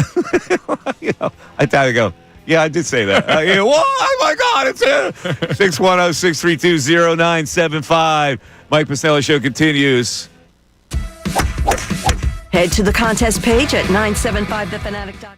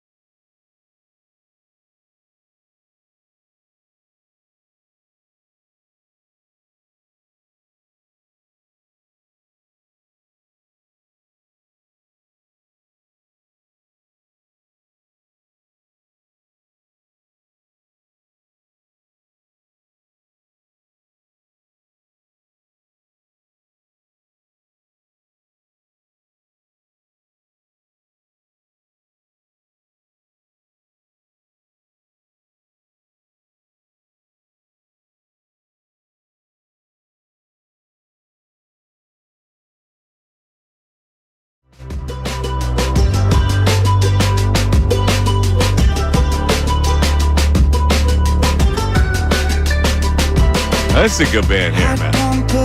Oh, this band, Young the Giant. Oh, I know Young the The Giant. guy is an Indian American named Samir Gadia. I did not know that. Yes, his parents grew up on the West Coast, right? And Indian Americans can speak to this because you've seen it played out in movies a lot. They raise their kids they want them to be professionals. So this guy's a Stanford grad who got like a 4.0 in pre-med or whatever and decided he wanted to go and be a rocker. Much to the chagrin of his parents. Yeah, they probably weren't happy about it. But look at him. He's the guy's larger than life now. Probably Young happy the now. Giant. Yeah. He comes out and he wears Indian garb. From India, I'm talking now. Yeah. Not Native American. Anyway. That's wait, what's their big song? I'm trying to remember. They had a My Body. Yeah. They're really good in concert too, by the way. So anybody who doesn't know Young the Giant, check them out. We talk about relationships a lot, and there was this story that I was reading about women who have a list of demands before they want to commit to a guy, and we're going to get into that in a little bit.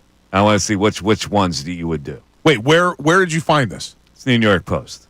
So, and this is a particular woman, or they polled a lot of people? No, a particular woman looking for a future hubby has gone viral after she matched on Hinge, Ray's favorite app, or used to be. Deleted.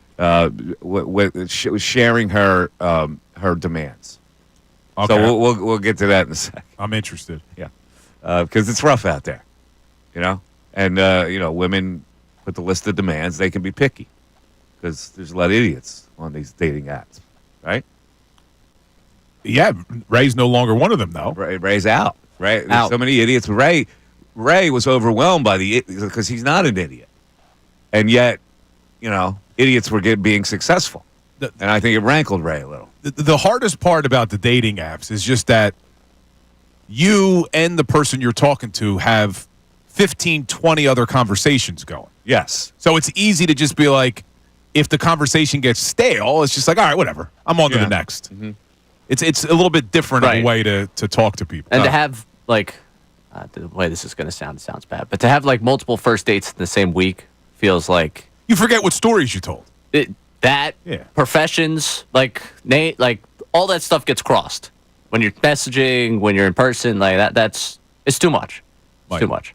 Multiple first dates I know. in 1 week right now. I know. Like I said, I had slowed down and realized I was done with it. It was a different I time. mean, I should bet the multiple first dates. That's a little costly, isn't it? Yeah. No, No. for sure. That's also part of the reason why. Well, you can't do dinner. You got to do coffee. That's why you do coffee. Oh, God. No, I'm not doing coffee. You can't do a dinner for a first I'm not date, doing right? dinner. I'm doing drinks. I'm not Oh. doing Drinks. Now, let me ask you this: Well- Are you paying for all the drinks? I mean, most of the time, yeah, All right. that's- Now, let me ask you this: Would you have more respect for the person you're dating if they volunteered to pick up a drink or two? I would still probably end up picking it up. You would. Yeah. See, a first date. What do you think, Bill? If a woman says, "No, I got this one," that would win major points in my view. See, I always think, too, it's like if you go out to dinner with someone you know is going to pay, you should always just do, the pretend where you kind of lift your butt off the chair. No. I think You want me- I think at a dinner You want me date, to it's your responsibility to pick it up. But when you're doing drinks and you're sitting there and you drink, a volunteer, you don't have to accept it, but a volunteer to pay for a drink is major, I think. It's Yeah, nice. I think it would be It's certainly nice. It might be a requirement.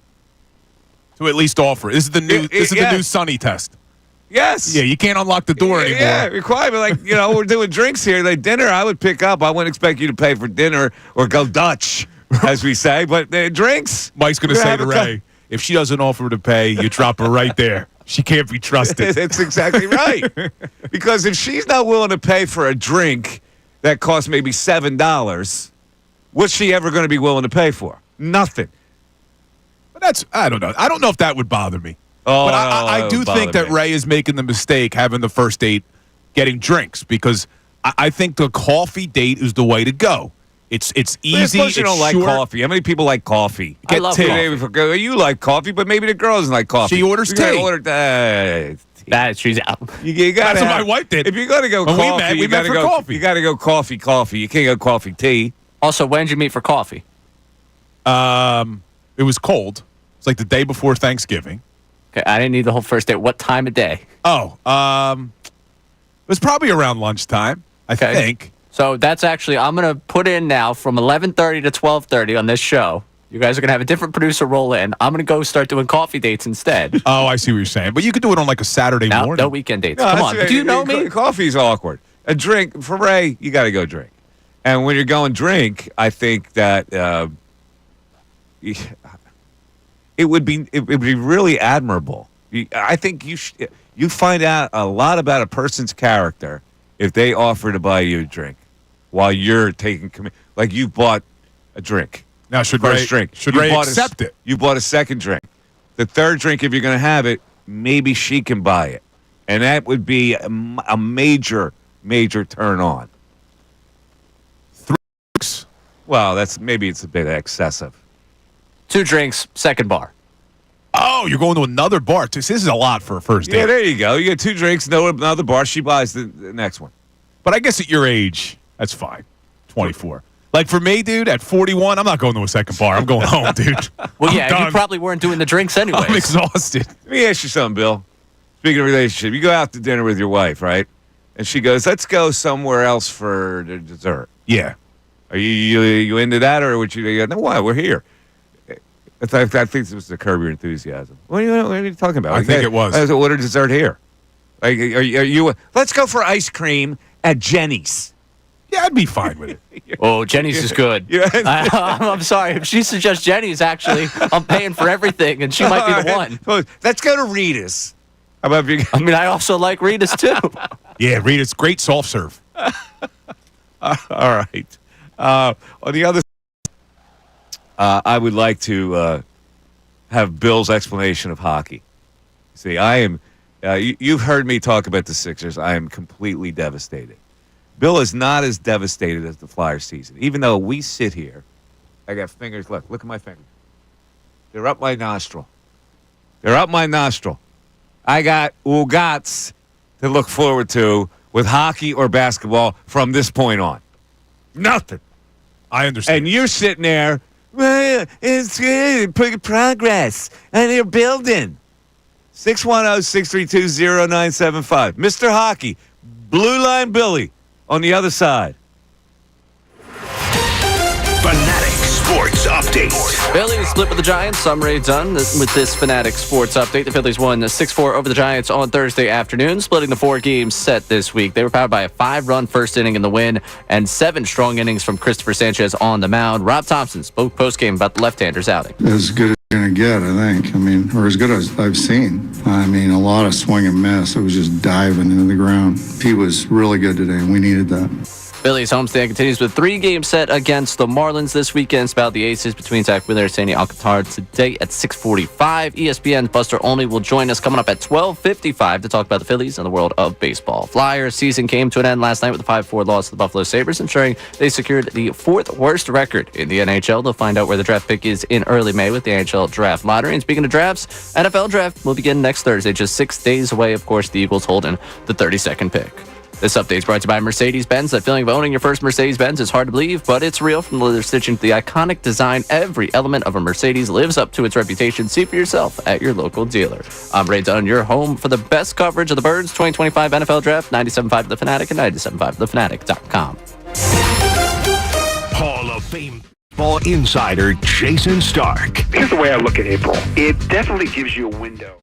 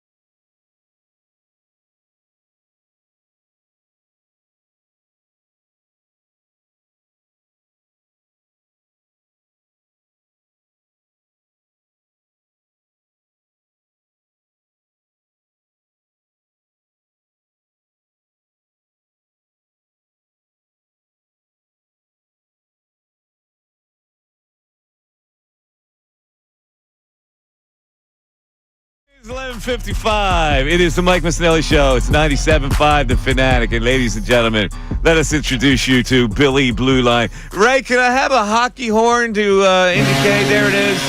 It's time for a Billy Blue Line's Flyer breakdown. As last night they go out to the Buffalo Sabres, the final game of the regular season. They are now officially in the offseason as they lose their last game of the year. So, Bill, what kind of a season was it for your Philadelphia Flyers? I didn't have my mic on there. I think it was a little bit of a disappointment in that they did take a step back from last season. They finished 11 points lower. Yeah, just a little bit of a disappointment, 11 points lower. Yeah. But at the same time, tiny bit. You made the comparison to the Sixers, and I don't think you can make the comparison of what the Flyers are doing and what the Sixers were doing. The Sixers were trying to be true competitors this year, and there were hopes that they were going to get out of the Eastern Conference and head to an NBA Finals. There was nobody, even the most delusional Flyers fan, who thought that this team was a Stanley Cup contender. I know a lot of us thought there was a chance they could make the postseason, but they weren't a true contender. But here's why I am not losing my mind, Mike. There were a lot of promising things that came out of this season. First of all, losing last night, you now finish with the fourth worst record. You give yourself a 9.5% chance to get the first overall pick, but a really, really good chance that you're going to be a top 5 pick and hopefully be able to draft a center that you could put with the Magic Man, Matvei Michkov, who finishes the season this year with the most goals of any rookie in the National Hockey League. He puts up another 2 goals last night. That's 26 on the season. They showed a lot of promise from some of the younger players. Tyson Forster started to come on towards the end of the year. Jamie Drysdale, who they got in the Gauthier trade, looks pretty solid as a defensive player. You still have Sanheim. The major issue going forward is how much longer is this rebuild going to be? Because if you look going back to 2015, it's been frustrating. We've only been to the playoffs 3 times. They've only won a playoff series once in the last 11 seasons. So I get people's patience is wearing thin, but Danny Briere took over as GM in March of 2023. He was not named permanent GM until May of 2023. So we're still only 2 years into his tenure, and I'm trusting Danny's plan going forward. And I think they've got the draft capital. They're going to have some money to spend. I think the rebuild will take a major leap forward next year. If we're having this same conversation next year, Mike, that they took a step back or they weren't a contender to make the playoffs, then I'm going to lose my mind and be disappointed. But they have to address the goaltending situation. They got to bring in a center to pair with Michkov, and they got to hit on these draft picks and maybe in free agency. But there's a lot of room to be positive. You can't say the same thing about the Sixers. The Flyers, I think there's room to be positive. You are so Flyer fan soft. It is unbelievable. Hit the horn, Ray! Hit it, Ray! They regress. Fly, guys! They regress by 11 points, and you're like, ooh, well, Danny Briere just took over, and they're going to... Well, they got to get the right coach I can't take it. They're going to have to get the right coach.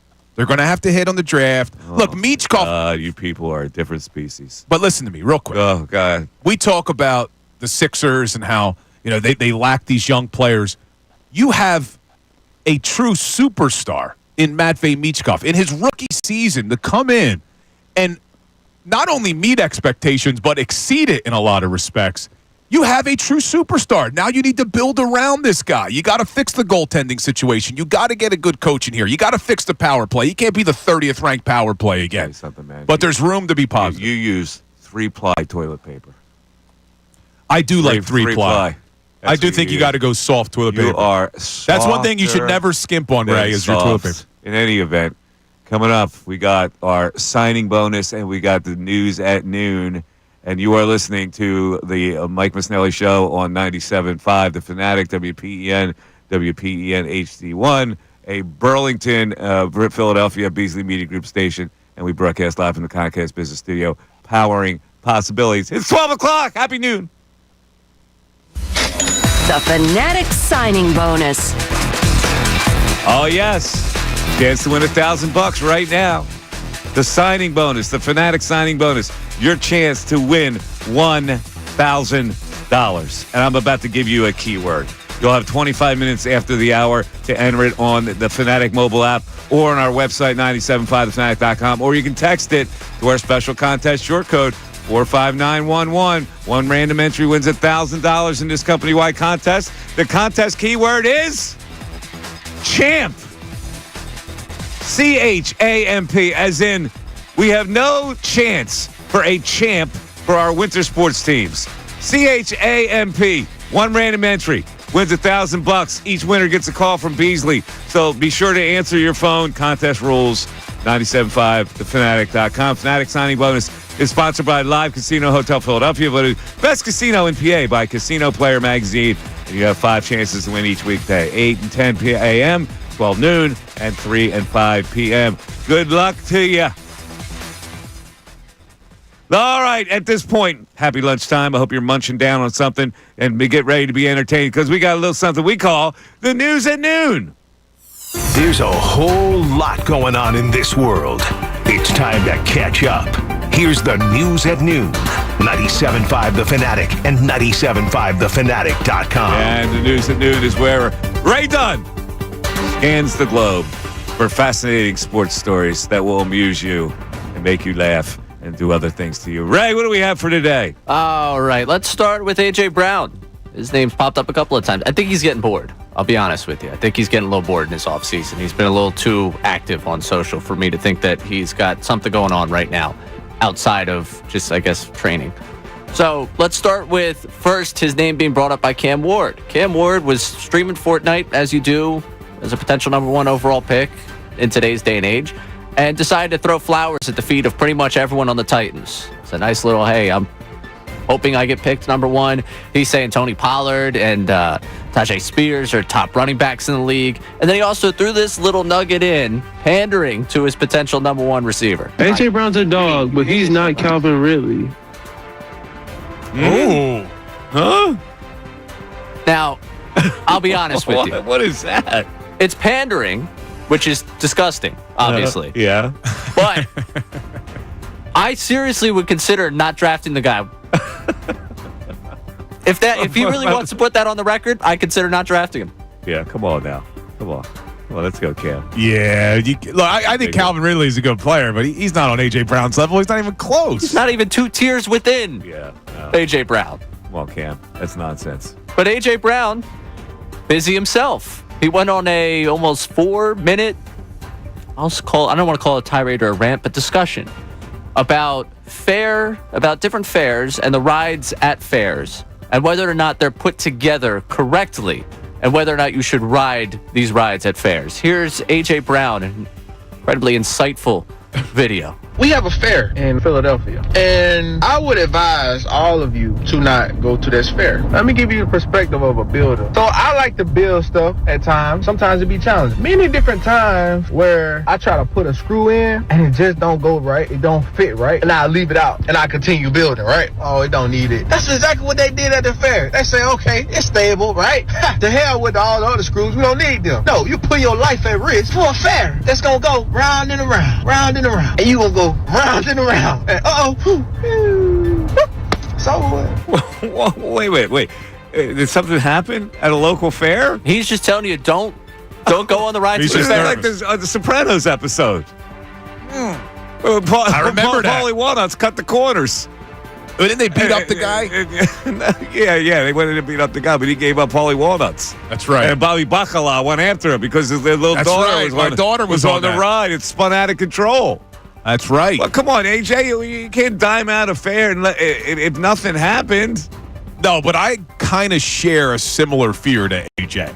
Like with all rides from when I was a little kid. And I used to go on them, but I used to always be worried that human error would strike on one of these things. Really? Yeah. When you were on the ride? I was always so scared. Like down in Wildwood, I would always go on the boardwalk. Like I would be petrified. I would enjoy it, but at the same time, I'm like double checking everything, making sure it's strapped right. I couldn't wait to get on those rides at the Wildwood Boardwalk.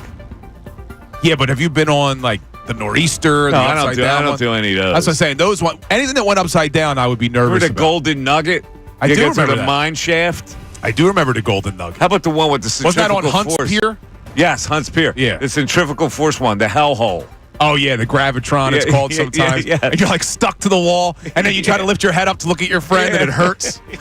Right, you know what we're talking I know about? what you're talking about. Are you a big log flume rider? Love the log flume. There you go.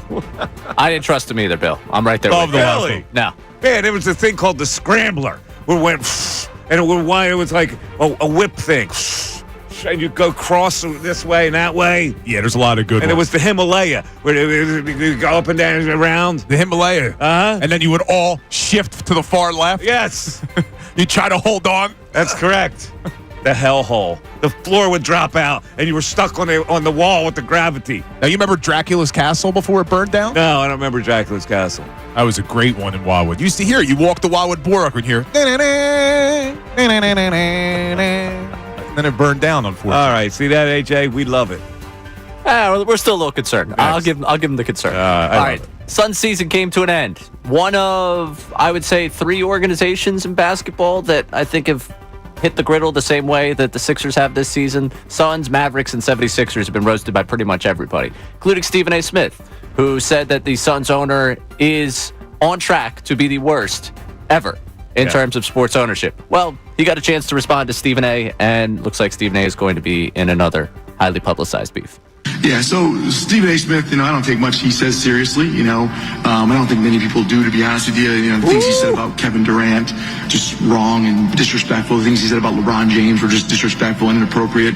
And so I don't really think Stephen A. believes that, what he said. I think, he's doing his thing, he's on the mic, and he's doing what he just, and I think he'll apologize to me, because I think it's disrespectful to put my name and align with anybody that was kicked out of the league or no longer part. If he wants to say for the first 2.5 years management bought the team, we didn't win a championship, I think you probably say about almost every owner ever. But yeah, we had high expectations and we didn't win.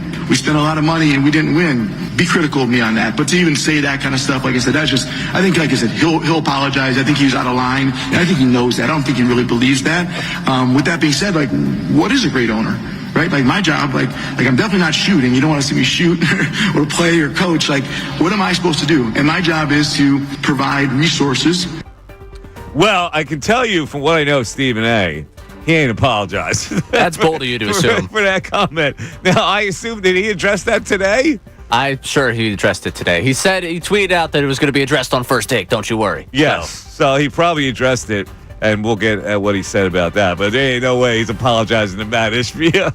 That's not happening. Yeah, I'm sure he's going to apologize. Do you know Stephen A.? Have you ever watched Stephen A.? He did respond. He did? But there's a 4-minute video that I have to watch to see what he said. We'll have to get that, and we'll give you how he responded to that little tidbit. Meanwhile, we got one other story. All right, one more for you. Deion Sanders addressing people upset with the fact that Shedeur Sanders is going to have his number retired at Colorado, and he's, of course, taking the back of Shedeur. We talking about Shedeur. We ain't talking about nobody else.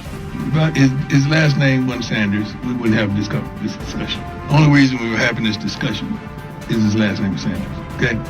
And that's it. It's been so many things accomplished at the university expeditiously. It's been unbelievable. And I think we should be appreciative. We should be thankful. We have a room full of wonderful people that covers us. And I don't know if you all were in this room 2-3 years ago. Very few. Okay, but it's a new day. We're doing things a little different. I think the training table, I think the food is better. Nobody said nothing about that. It's a whole lot of things that are brighter and they're better because someone stands on business and makes it that way. Did he stand on business enough to have his number retired at Colorado playing 2 years? For me, from what I'm reading and looking at it, it's not necessarily that they're retiring his number. It's how quickly they're doing it. And that he's kind of jumping in front of guys. Because this isn't just people who hate on Deion. This is Colorado alum who played the sport who are saying, look, he deserves it eventually. He does. But there should be other guys in front of him. There was a national championship team in the 90s. There's guys who deserve it before he does. I don't get why his number needs to be retired. They didn't win anything there.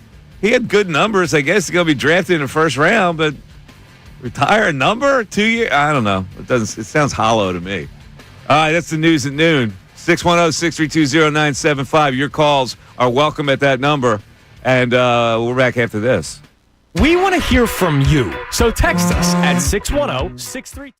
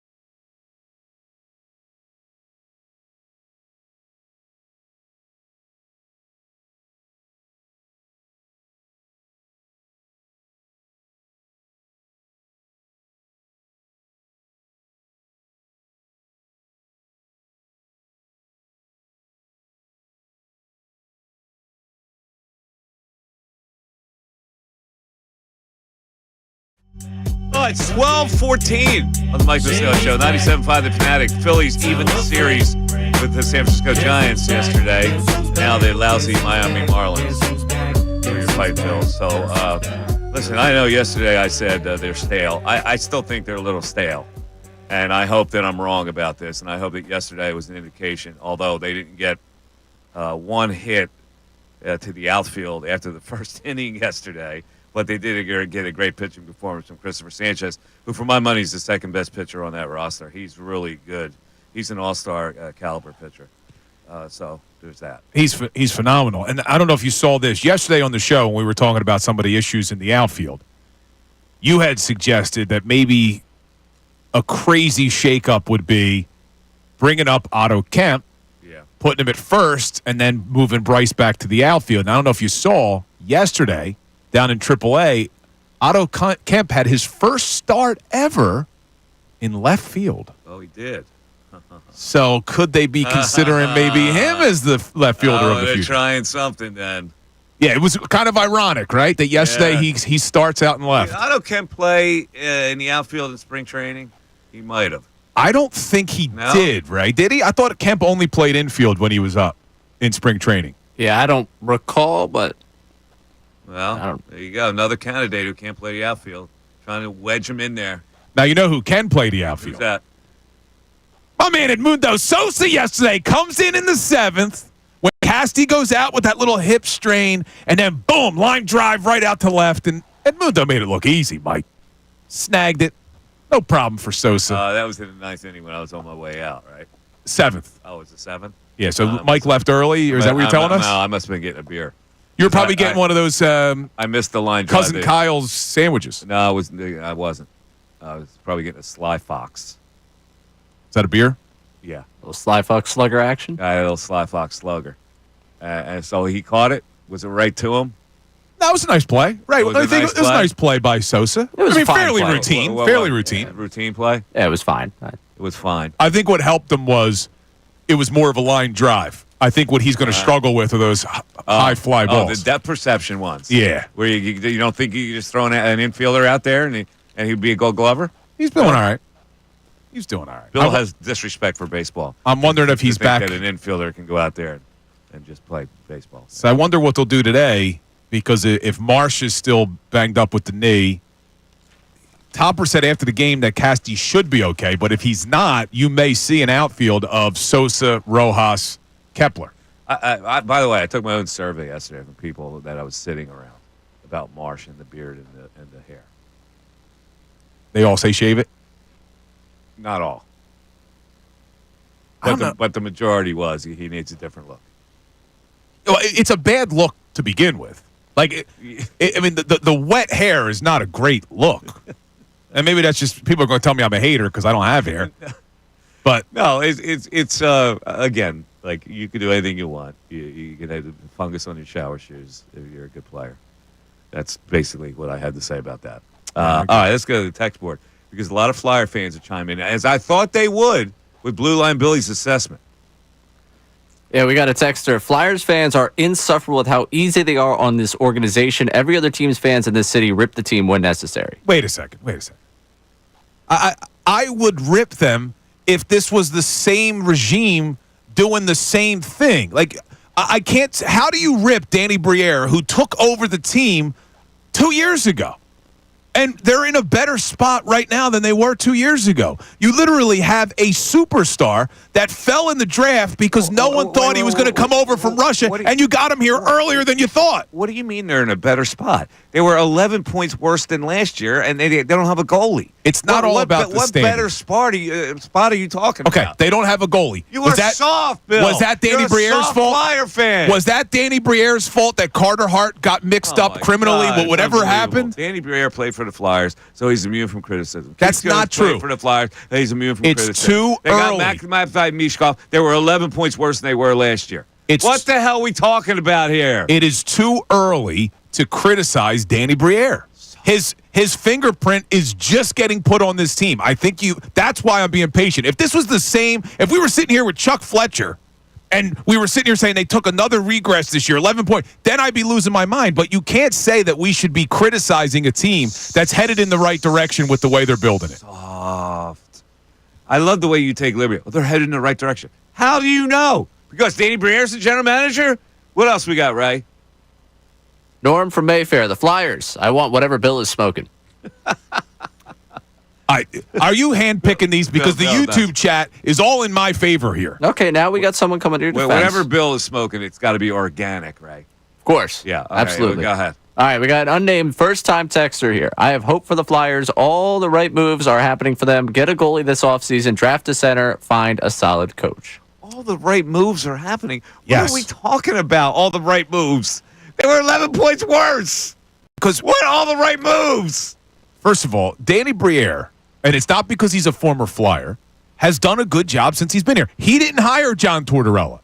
All right, he wasn't the one who was doing all these moves for all the patience that we were being asked for from Hextall and Fletcher. That wasn't Briere. Briere came in and he's trying to fix some things, and it's not his fault that Carter Hart got mixed up in what he got mixed up in, and now we have no goaltender. It's amazing to me how slanted your eyes are when it comes to this organization. It's amazing to me. My eyes are not slanted. Look, I am frustrated. I grew up with the Legion of Doom teams, with Eric Lindros, with them being contenders almost every year in the late 90s. It was awesome. And I'm frustrated that we've had 3 playoff appearances in the last 11 seasons. It sucks. But you can't look at this regime and be critical of them until they've had an opportunity to get out from under the mess that was there, and they're doing a very good job of it. And you literally have a superstar now in this city in Matvei Michkov who outperformed everybody's expectations as a rookie, even though our expectations were through the roof. That's right, Ray. I'm Billy Blue Line. Just give me one more right before we go to a break. Do you have one more? Yeah. They did not have a star until this year. You have zero clue on this team. Talking to me or Mike on that? Mike. Yeah. All right. You're damn right. Get him, Flyers fans. Get him. They got a star. Okay, that's wonderful. 11 points worse than last year. But they're building. 610-632-0975. Mike Missanelli Show continues. Fanatic Sports Update. Phillies split with the Giants. I'm Ray Dunn with this Fanatic Sports Update. The Phillies won 6-4 over the Giants on Thursday afternoon, powered by a 5-run first inning against Jordan Hicks and a 7 strong innings. Would have been worse if it was 7 runs. 7 strong innings from Christopher Sanchez. Rob Thompson spoke post-game about the left-hander's outing. As good as you're going to get, I think. I mean, or as good as I've seen. I mean, a lot of swing and miss. It was just diving into the ground. He was really good today, and we needed that. Phillies homestand continues tonight. A 3-game set opening up this evening with the Marlins at Citizens Bank Park. Battle of the Aces between Zach Wheeler and Sandy Alcantara at 6:45 this evening. ESPN's Buster Olney will join us coming up at 12:55 to break down everything going on with the Phils and around the world of Major League Baseball. Flyer season came to an end last night with a 5-4 loss to the Buffalo Sabres, ensuring that they secured the 4th worst record in the NHL. We'll find out where the draft pick is in early May with the NHL Draft Lottery. And speaking of drafts, the NFL Draft will begin next Thursday, just 6 days away. The Eagles, of course, holding the 32nd pick. This up by Robert Half. Their recruiters, expertise, and award-winning AI will find you the skilled candidates you want at Robert Half. They know talent. Visit roberthalf.com/talent today. I'm Ray Dunn, your home for the best coverage of the Birds 2025 NFL Draft, 97.5 The Fanatic and 97.5thefanatic.com.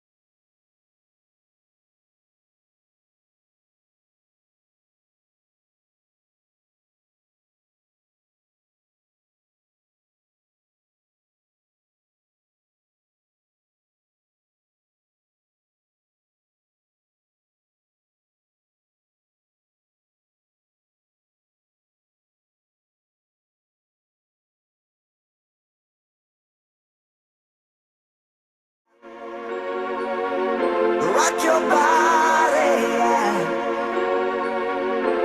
Everybody, yeah. Rock Get ready, Bill. your body right. Back streets back. All right. Love it, Ray. It's 12:28.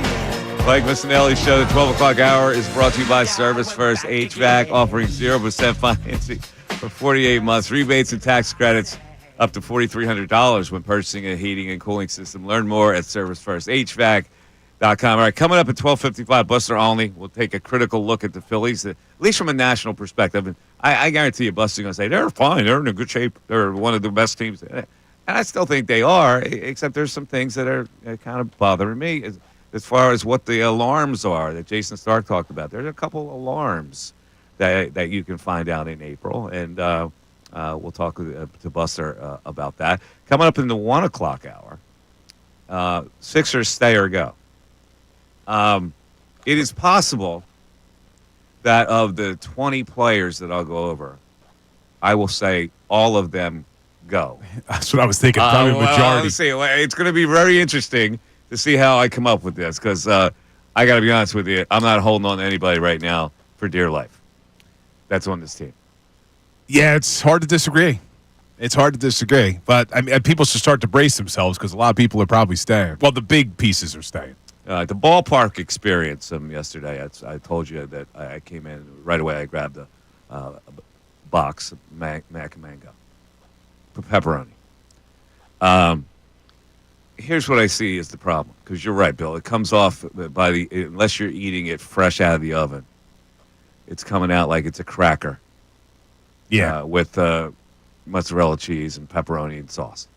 Yeah, it's not very comparable to what you get down the shore. But I think it's because they're mass producing them and they're stacking them because of quick access. Because you're coming in, you grab a box, you check out, boom. It's like boom, boom, boom. But that means they have to make them way in advance to stack them. So what'd you drop for crackers with cheese, pepperoni? $20. Wow. So you know how many beers Ray could have got for 20? 2. One. 2 beers Ray could have got. Yeah, I can't do the pizza down there. I love mango. I'm saying, I don't know. Listen, the back mango people are listening. I don't know how you can do it. I know you need to mass produce them because people want to get them quick. They don't want to wait for a pizza to be cooked. But maybe you put a timestamp on them. I don't. It's just like I have loved mango pizza since I was a kid. So there's a certain nostalgia with it for me. Yeah. But it's just not the same as it is down the shore. To me, it's got to be 10 minutes or less out of the oven. Otherwise, you take that other pizza and you don't sell it.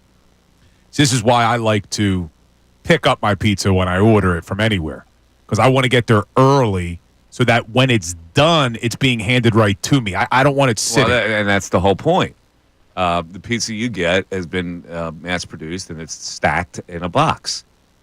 And you're not getting the hot pizza coming out of the oven. Yeah, well, I mean, everything at the ballpark's being mass-produced. So that's why I go to the little kiosk and get the sausage and peppers like Ray does, because it's not mass-produced. They make the sandwich right there. They make it right there. It's right in front of you. I think that's the best bargain in the whole place, the sausage and peppers. Yeah, it's good. You make a good sausage and peppers? Yeah. You do it? Yeah, I can make a good sausage and peppers. I get my good sausage at Carlino's around the corner from. I may have to. Italian specialty stores only for sausage. I may have to do that this weekend. By the way, I'm getting a lot of people messaging me. They're mad at you, dude. They're mad at me. Oh, yeah. What, Flyer fans? Protecting their brand. I like that's unusual. You've been protecting your brand for almost 50 freaking years now.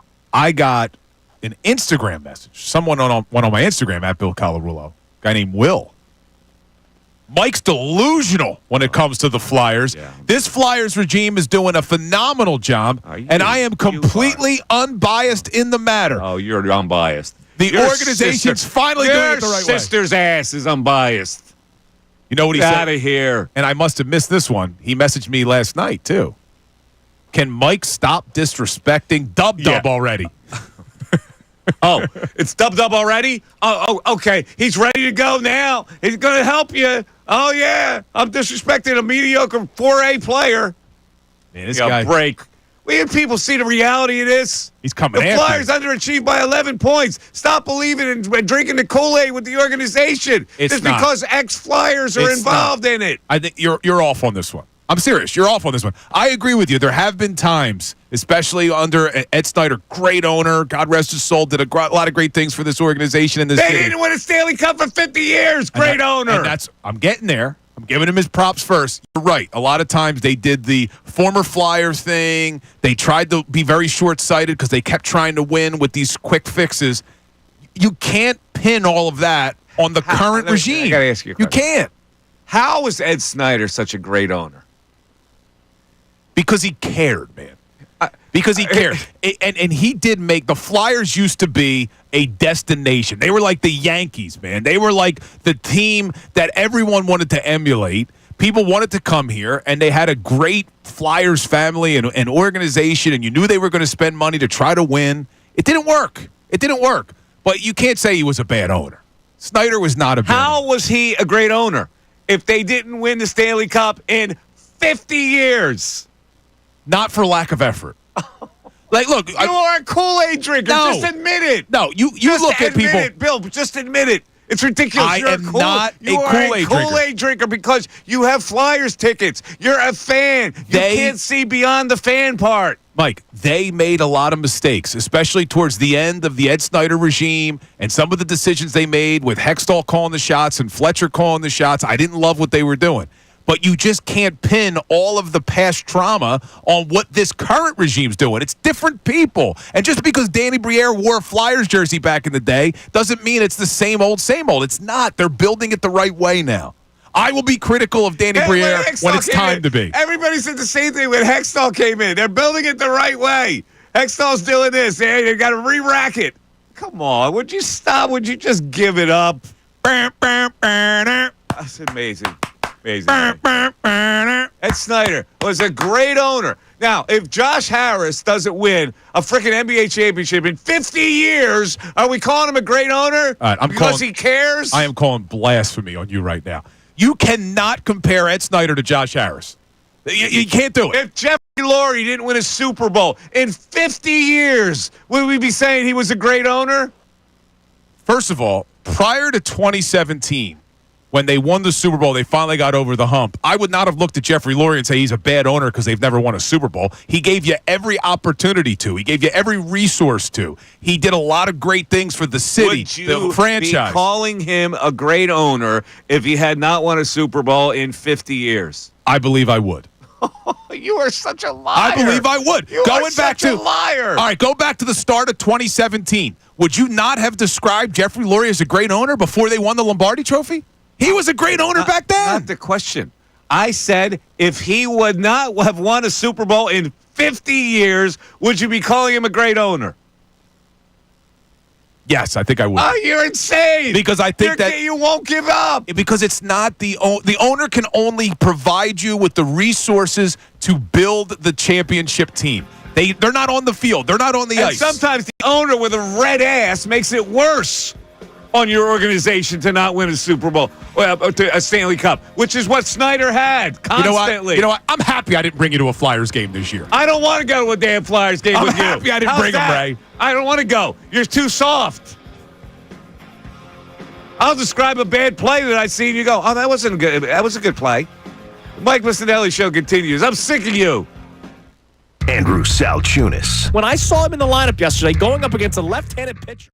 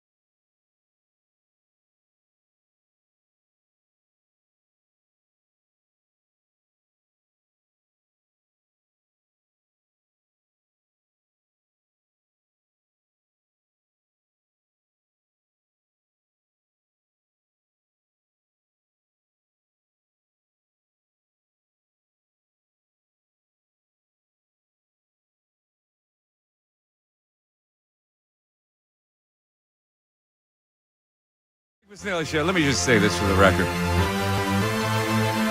I don't hate any Philadelphia sports fan. I don't hate them. But many years ago, with this Flyer thing, I tabbed Flyer fans as Stepfords. You remember the Stepford wives, Bill? I do.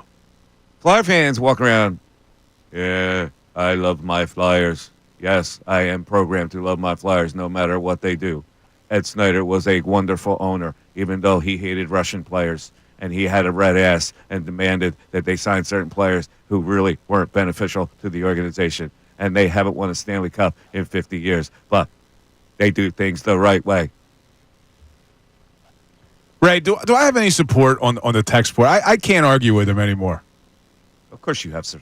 Of course you I have need some support from my Flyers brethren. Because the Flyers brethren is just like you. Of course you have support. Go ahead, Ray. All the people ripping me. I've taken heat from Flyer fans for 40 years. All right, Well, let's not quite see. 40 years. Let's pick our favorite support. Mike has zero idea what he is talking about. Of course I the don't. Flyers are finally building the right way. We have 7 picks in the first 2 rounds and good cap Yeah, space. they're building the right way under Hextall, too. Same thing. They're always building the right way. Have you noticed this?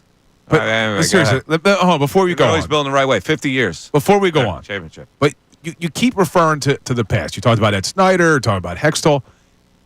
Briere has been here for 2 years. What has he done that you disagree with? Yeah, 2 young prospects that they touted as young prospects. He peddled them. They weren't his prospects. I mean, still, they were prospects. He peddled them. And he got draft picks back. I never said, well, we got these young players. It's the same thing all the time. Oh, we got these young players they're going to be building, blah, blah, blah, blah, blah. When have they had? You always. When have they had? I have earned the right to be skeptical about anything that organization says. Okay, and when have they had a young star that brought the Lindros. level of excitement? Lindros, exactly. Matvei Michkov is the most exciting You are superstar in they've love had with since Matvei Lindros. Michkov. You are in love with this guy more than any player in this city. You just love this Kid's a Michkov. superstar, man. Okay, all right.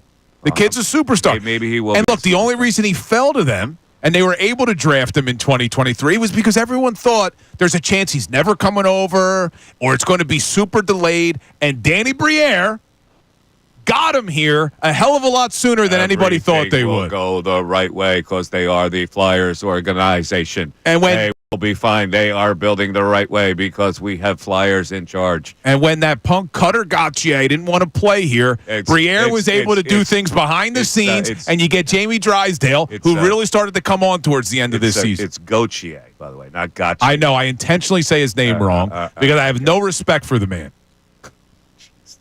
No respect. Doesn't want to play here. We don't want you. So typical. Gauthier. So typical. All right, what else you got, Ray? All right, let's go to Kevin from Newtown. Don't forget they're 11 points worse because they were trying to clear salary and get themselves in a better financial position to bring in better talent. Oh, yeah, there's always an excuse. But, Mike, you don't understand. Being 11 points below and not being a contender for the playoffs is actually beneficial. You don't really see it. Yeah. Okay, keep going, Ray. Mike is an idiot. How is it the Flyers' fault that Carter Hart decided to be a creep and scumbag? Really? How is it? How is it Danny Briere's fault or this organization's fault there's that the always an stud young excuse. goaltender they had? Always an excuse, but we sit here and we hammer the Sixers. Hammer them. There's excuses for the Sixers, too. Do we put the Sixers excuses out there? No. We hammer them despite everything else. But this Flyer, there's always an excuse. What else, Ray? All right. Well, I feel like we're really going after Mike here, so keep it coming. Right. It's That's fine. all right. Keep it coming because I expect this from Flyer fans, delusional Flyer fans who think this way every single time. They don't get performance every single year, and yet they're always behind them. Oh, but you don't understand. They're trying to do this. They're trying to do that. Your ass. We just got a Penguins fan checking in, so All I right, figured go we'd ahead. get some other. Ron in Wilkes-Barre is a lifelong Penguins fan and open-minded. I must say, Bill is crazy. He's not a good owner. Oh, talking about Snyder. Well, Ed Snyder was a great owner. 50 years. 50 years. For a league, by the way, that didn't have a salary cap. They didn't have a salary cap. 50 years. Wasn't for a lack of effort. I usually side with Mike, but Bill is right about the Flyers situation. All right. Of course. It's laughable. It's so predictable the response you were going to get once I started this. But that's all right. You know, I listen. you got no playoffs again. So have fun in the offseason.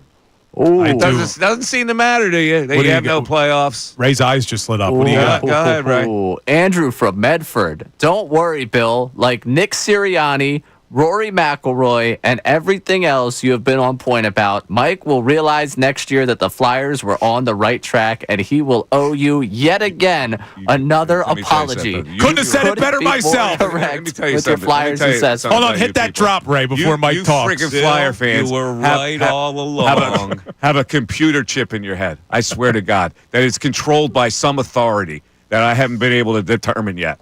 There is a chip that controls your minds. And meanwhile, every other fan doesn't have that chip. Every other fan in this city could look at every other team that underachieves and they blast them.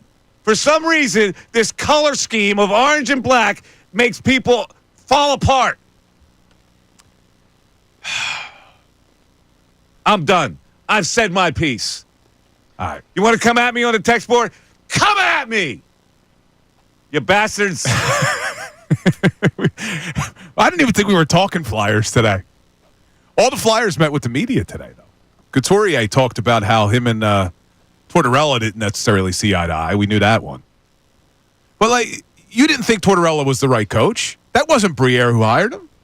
And then Briere, they made the decision to move on from him. I got nothing more to say. Okay? I'm done. I told you. I'm done.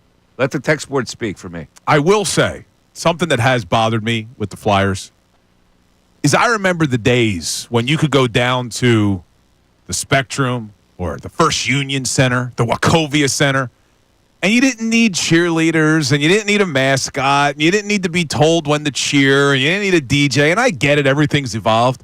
But it is a shame that you go to the games now and we've turned into like the fans of the Tampa Bay Lightning where you got to have cheerleaders and all this stuff going on to get the excitement level up. Like I remember just going down there and the vibes, it was incredible going down the Flyers games back in the day. Amazing, Ray, that Bill Bill has a problem with the game experience, but he doesn't have a problem with the actual game experience, which means they don't make the playoffs. He doesn't have a problem with that. He's got a problem with the production of the game experience. It's absurd. Actually, that was the oldest thing that's ever been said on our airwaves. What, that you don't need all that stuff? If you want, in the commercial break, you could go outside and yell at the cloud. I remember, Mike, or Ray, I remember back in like the early 2000s, like going to a game down in Tampa with my buddy and us being like, I can't believe that these fans need to be told when to cheer. I can't believe that these fans need to have cheerleaders and all these things going on. And now we have to have the same thing with the Flyers. Yeah. You didn't used to need that stuff. The energy in the building used to be electric. You just don't have it because they haven't been competitive. So that does bother me. Like, dude, playoff hockey. How many playoff hockey games have you gone to in your life, Ray? Because you haven't had many opportunities. 0. Oh, I'm telling you. I've been in many playoff games. And there's nothing like it, man. There is nothing like it. I've covered this team. The energy in that building for playoff hockey is phenomenal. I've followed the history of this team. I know what's what. People are in denial, stay in denial. I couldn't give a flip. 610-632-0975. Guess who's coming up? We'll talk some Philly baseball with national baseball journalist Buster Olney coming up after this. Don't go anywhere. Fanatic Sports Update. Phillies split with the Giants. Done with this Fanatic Sports Update. The Phillies won 6-4 over the Giants on Thursday afternoon. They split the series, a 4-game set over this week with San Francisco. The win yesterday powered by a 5-run first inning against Jordan Hicks and 7 strong innings from Christopher Sanchez. Rob Thompson spoke postgame about the left-hander's outing. As good as you're going to get, I think. I mean, or as good as I've seen. I mean, a lot of swing and miss. It was just diving into the ground. He was really good today, and we needed that. Phillies homestand continues with a 3-game set against the Marlins this weekend. It's about the aces between Zach Wheeler and Sandy Alcantara today at 6:45 down at Citizens Bank Park. Coming up in the next segment, ESPN's Buster Olney will join us to break down everything going on with the Phillies. Flyers season came to an end last night with a 5-4 loss. The Buffalo Sabres ensuring they secured the 4th worst record in the NHL. They'll find out about their draft pick in early May with the NHL Draft Lottery. And speaking of drafts, the NFL Draft begin next Thursday. Eagles hold the 32nd pick. This update is brought to you by AAA Car Care. Come to your local AAA Car Care Center this month and buy 3 select tires. You'll get the 4th tire free, plus a free alignment. Restrictions apply. See store for details. I'm Ray Dunham, your home for the best coverage of the Birds 2025 NFL Draft. 97.5 The Fanatic and 97.5thefanatic.com. Sean Kincade.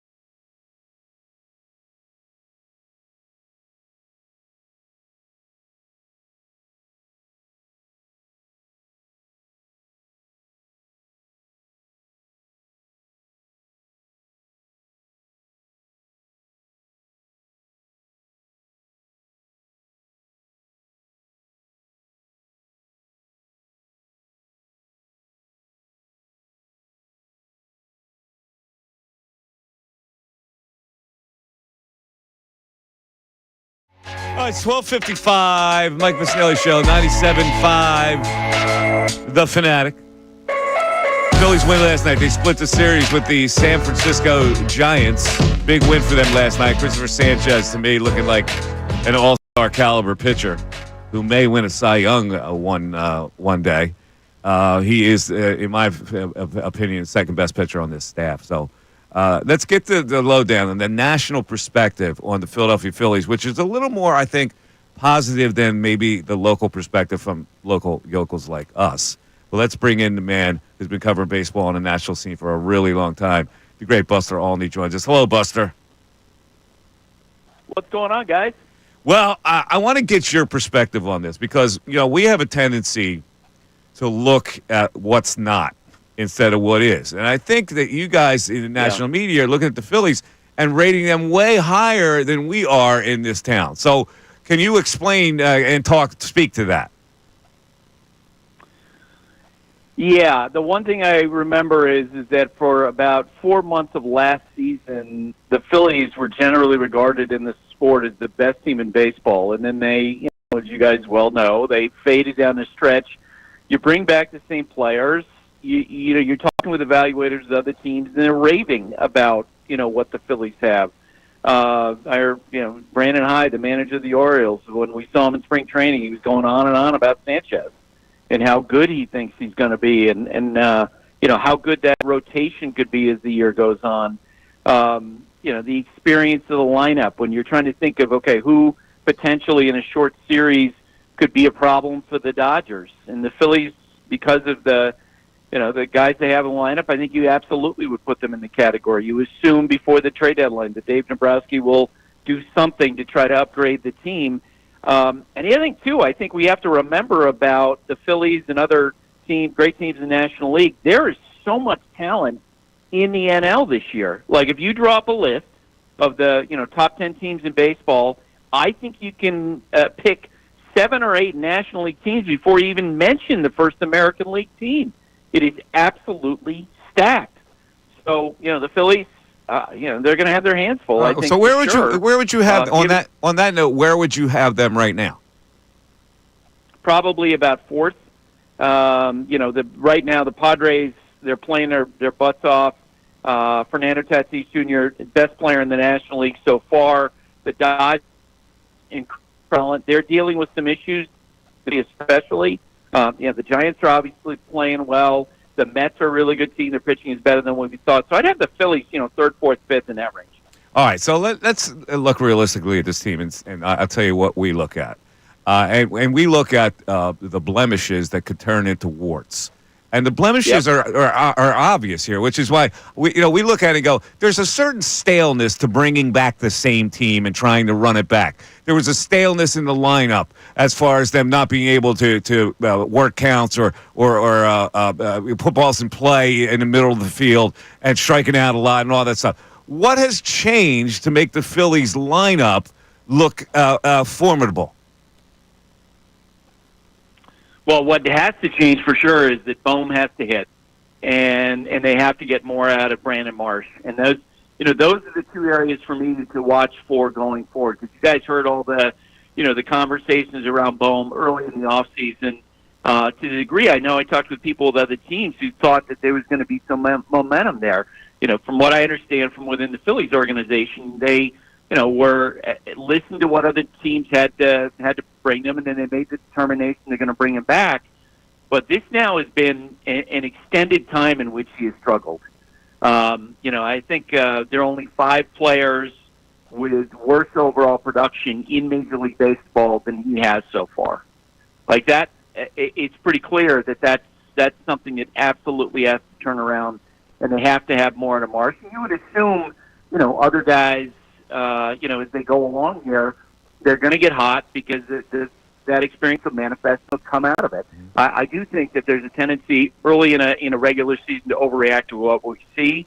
But a month into it, once we get a month into it, I think you have to start to see a turnaround. Okay. We're talking to Buster Olney. You're listening to WPEN, WPENH on Burlington, Philadelphia, a Beasley Media Group station broadcasting live from the Kincade Business Studios, powering possibilities. I want to take a critical look at Dave Dombrowski here because, his reputation is pristine. But normally when you climb the ladder and you go one less step in 3 consecutive years, you like to freshen things up. Now, he came into this year with a really bad situation in the outfield. I mean, let's face it, you're really crossing your fingers when you're talking about the Rojas Marsh thing, and he reached out for Kepler, but he never had a right-handed bat that he can play out there, and it's the same thing right now. They're having to shoehorn Edmundo Sosa in the places in the outfield. So what kind of a job did he do? To say nothing of the bullpen, that he didn't fortify the front end of the bullpen. So I'm going to go from 30,000 feet here and tell you, just talking with other teams that need outfield help. The Atlanta Braves, for example, their outfield has been an absolute mess offensively this year. The Kansas City Royals. What I'm hearing from folks in front offices is it's really hard to get offensive help in the outfield. You know, for years and years and years, it always felt like outfield was a place that you could go and pull help. I will tell you it's a lot more difficult right now than it's ever been. You know, and I don't know if that's just a manifestation of the overall dominance of pitching, but general managers saying it's hard to go and find outfield help. You know, I don't know exactly, you know, the different things that Dave considered during the off season, but I'm sure he was culling over the different possibilities that other teams were, and other teams are saying help is hard to find. Okay, I get that. Now, on that note, and I know you talk to a lot of GMs and a lot of scouts. What are people saying about the possibility of Justin Crawford being the fresh air that comes up here to satisfy their center field woes? So I haven't specifically asked folks with other teams about, you know, whether they think that that's, you know, something that it could be a help right away. But I would say this, you know, generally speaking, what I do hear from, you know, through the years, managers, general managers, they talk a lot about having, you know, a fresh, someone to shake up, that you need to turn over your roster to some degree year after year after year, so you get players who are hungry and you don't get stale as a group. So I you know, I'm sure that the Phillies are looking, as they look for solutions in some of these places where they're having struggles, that they would consider something like that. All right, the final question for Buster Olney is this. In their current form, this Phillies team that you have fourth, is this current Phillies team capable of winning a World Series, or do they have to do more? I think they have to do more within the group that they have. I just saw the Padres. I'm going to see them again this weekend. I'm going to see the Dodgers again. I've seen them twice this year. I think there's a gap between where those two teams are, where the Phillies are, where the Mets are. All right. Sounds good. Buster, always a pleasure. We thank you for coming on. Okay. Take care. There he is, Buster Olney. All right. Did it make you feel better? No. Well, how did it make me feel better? I was actually expecting him to make me feel better than he did. I thought, based off of kind of what we've been hearing nationally, I thought he was going to come in and say, I mean, look, he says they're the fourth best team. So that's pretty good. But he is saying that there's a drop-off from the Dodgers. See, the issue, too, is when he's talking about how stacked the National League is. It's not going to be that – unless you win the NL East, it's not a foregone conclusion that you could be a wild card team with how good this National League is. That's true. So this is why when I look at the blemishes, you see a blemish, you ignore it, turns into a wart, then what do you got? You got to get distracted. You know, it's no good. So I'm seeing some warts right now growing. I'm seeing some warts. This is why, you know, he just mentioned the staleness. I always think you have to freshen up a team, and when the track record is you got close to a mountain, but then the year after you went down a peg, and then the year after that you went down another peg. I go, okay, are you going to just like cross your fingers that you can get up to 3 steps? You have to freshen something up. You have to give your team a fresh perspective of something. I do think, though, and I know we got some time to get there, but I don't want to be the "it's only April" crowd.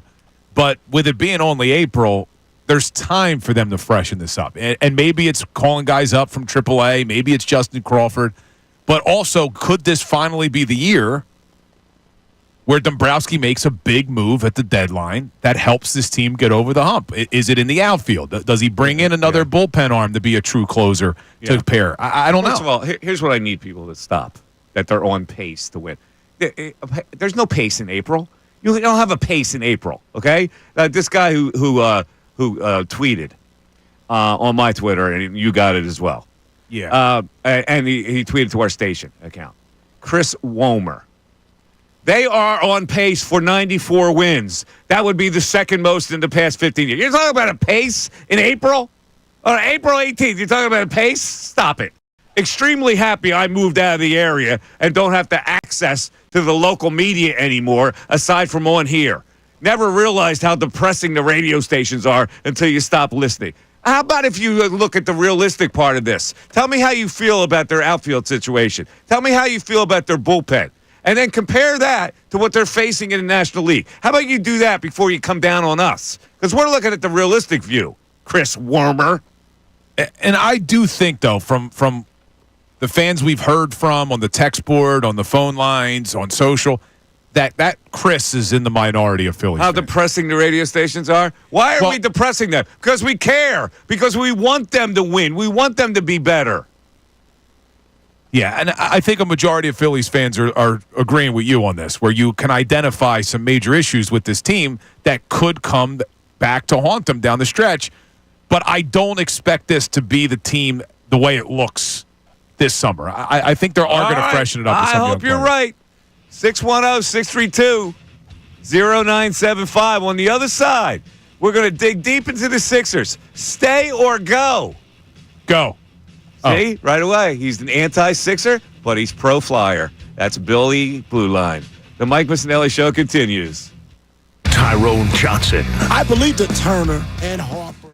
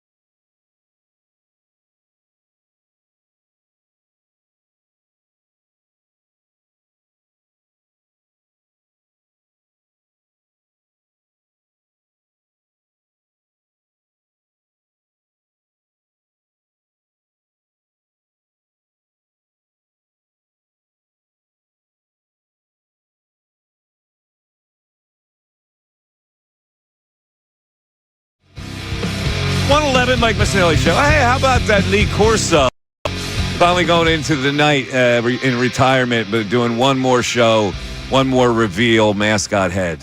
Yeah. You think they forced him out? I think there was a conversation.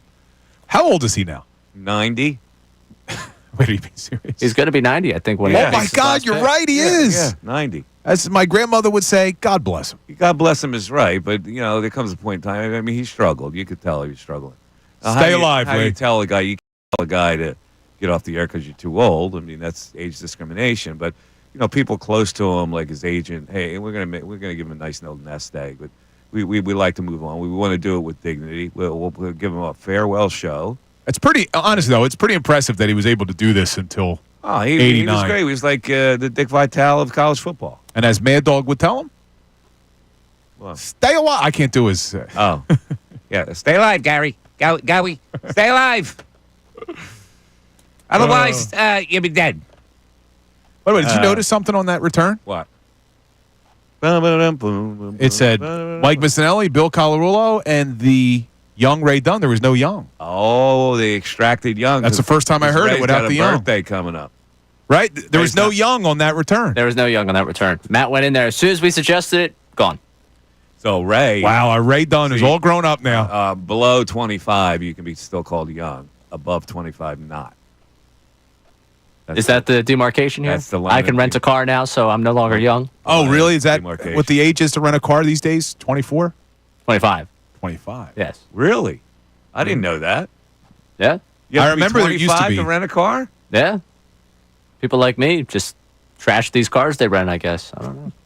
I don't know why it's 25. I feel like there's a lot of things you could do by 25. Renting a car not being one of them is kind of ridiculous. Ask you a question, Bill. You've rented cars in the past, right? Yeah. What kind of car do you rent normally? Like when I travel and I have to rent a car, I rent a cheapo. So I don't go crazy and get like massive luxury, but I also don't get the cheapest one because they're just too small. Like a RAV4. How about that? Yeah, that's not bad. Something like that. Yeah, but like sometimes if you go like the really, really like least expensive one, you're in like a little two-door Focus or something. Yeah. It's too small for me. I just can't get used to it. Yeah, no. It's got to be 4-door. I just rented a car, drove from Hilton Head to Augusta to Atlanta. What'd you rent? The RAV4? It was a Ford something. Well, it was a 4-door. Might have been a Ford Focus. It's a little SUV. Maybe. Focus? No. The little SUV is the. What is it? The Ford It was the Ford Fiesta or something. No, little Fusion. I don't SUV. know what it is. I don't know. The last time I rented a car on my honeymoon, I splurged a little bit. Did you? In Aruba, I went with the Jeep. Really? I went with the Wrangler. See, when I Took have the to top drive off it and for a everything. long time, I want something economical. You know? I Yeah, just but wanna you could feel- see, like on an island like Aruba, getting the Wrangler was fun. On an island, I'm riding a scooter. I don't want a car. What do I want a car for? Oh, tool around the island in a car. You can tool around the island in a scooter. Well, Aruba has like a national park. You could take the Wrangler in, and you could go down to this natural pool with the Jeep. You were able to take the Jeep down to that? I'll tell you what, that was a disaster. Have you've been there, right? We did the ATVs. And did you take the ATVs to the natural pool? You went to Aruba? I have, yes. We both went, like right matter around of the same weeks show. after the, yeah. Wait, did you go down to that natural pool with the ATVs? Yeah, I think that was the... Dude, that was a wild...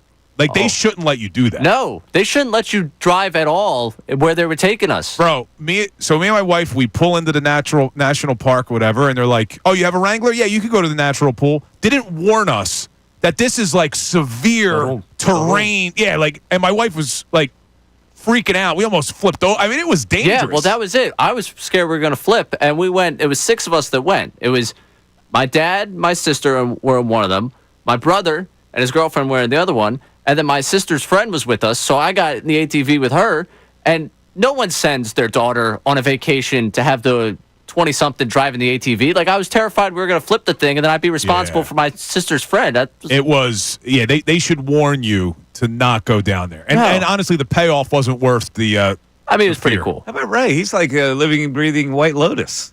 He is. The family down there in the Aruba vacation.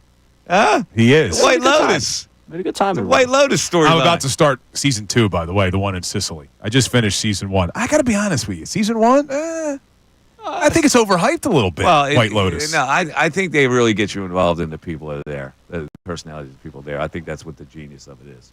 You'll like the Sicily one. I'm sure. I just thought watching F. season Murray 1. Abraham. Right. F. Murray Abraham is in the. You know who he is. You know F. Murray Abraham. I don't think I do. You do. He's been in a lot of movies. He's Christopher Moltisanti's father. Oh, I know him. Yeah, in the White Lotus too. Yeah, I've seen Sicily, and he says a lot of inappropriate stuff. And I'm going to start watching that. I just finished the Karen Reed documentary, and now her new trial is starting. To be honest with you, I don't care much about Karen Reed. I didn't think I did, but I got pretty hooked into the documentary. I did. All right, it's time for a little exercise here. Stay or go. I want to see if I actually can go across the board. So let's start with the big names. Joel Embiid, who, by the way, next year makes $55,224,526. Wait, now is this like we're pipe dreaming fairy tale? No contract ramifications. It's just your instinct. Are we saying what we think's going to happen or what we want?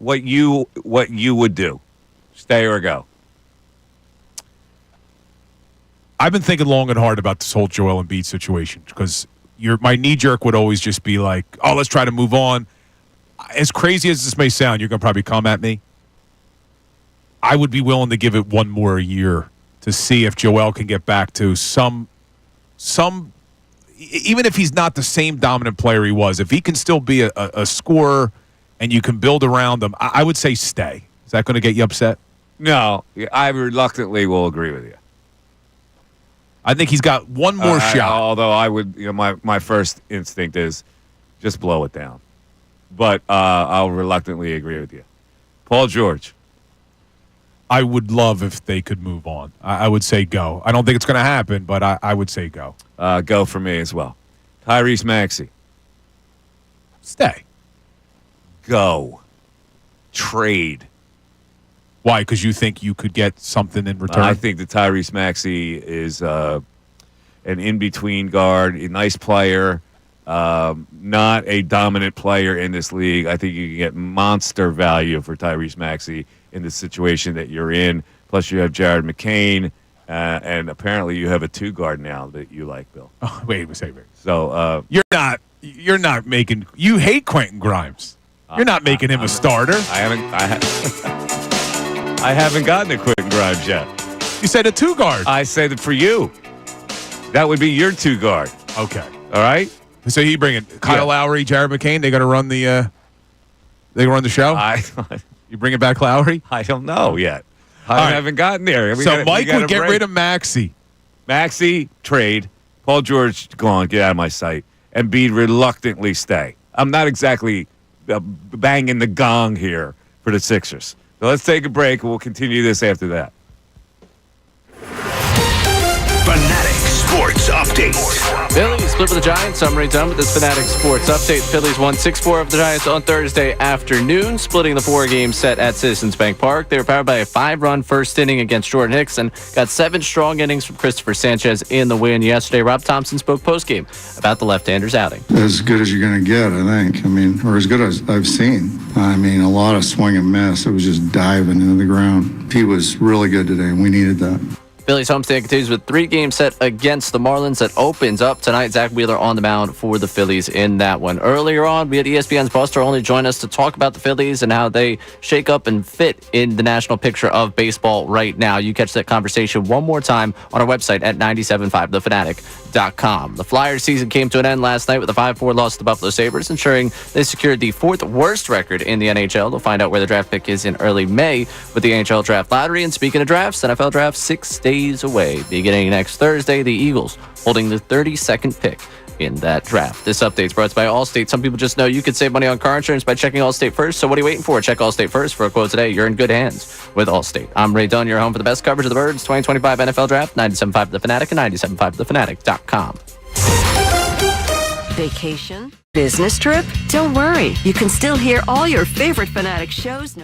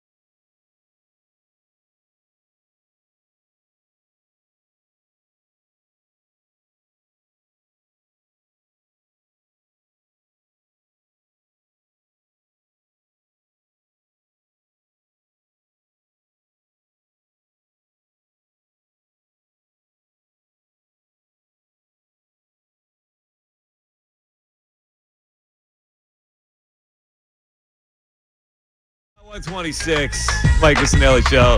Let's get back to our eval. After we go to the text board, I want to hear more support on Blue Line Billy. I'm sure we got a ton of Blue Line Billy support on the Flyers, although he's got one eye that's crooked that looks at the Sixers, and he's got one eye that apparently is clear when it looks at the Flyers. So, Ray, what do we got, Ray? What are we saying? Either baseball-wise, hockey-wise, basketball-wise, dating-wise, whatever it is. Mike, it's a ground-up rebuild. What type of expectations are they supposed to have? They overachieved last year. There's always a ground-up rebuild.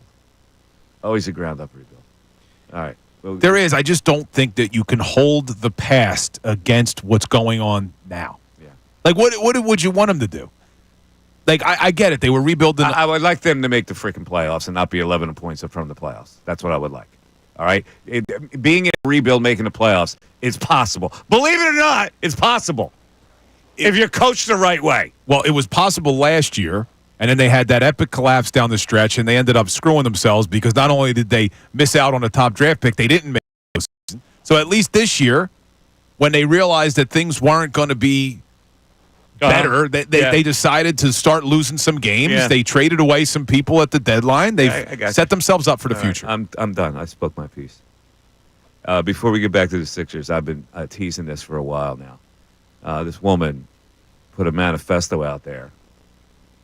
18 non-negotiables. 18? 18 non-negotiables as a requirement, bare minimum for a husband. Now, here they are. All right, you ready? Loves me deeply and puts me first. Okay, that's okay. Financially successful, $300K plus salary. I'm out. I'm out. I think that when you qualify with how much money your partner makes, then that's too superficial for me. Okay. Generous and spoils me. Why do you need to be spoiled? All right. Sophisticated and enjoys luxury. See, I'm hearing superficial all over this. Emotionally intelligent.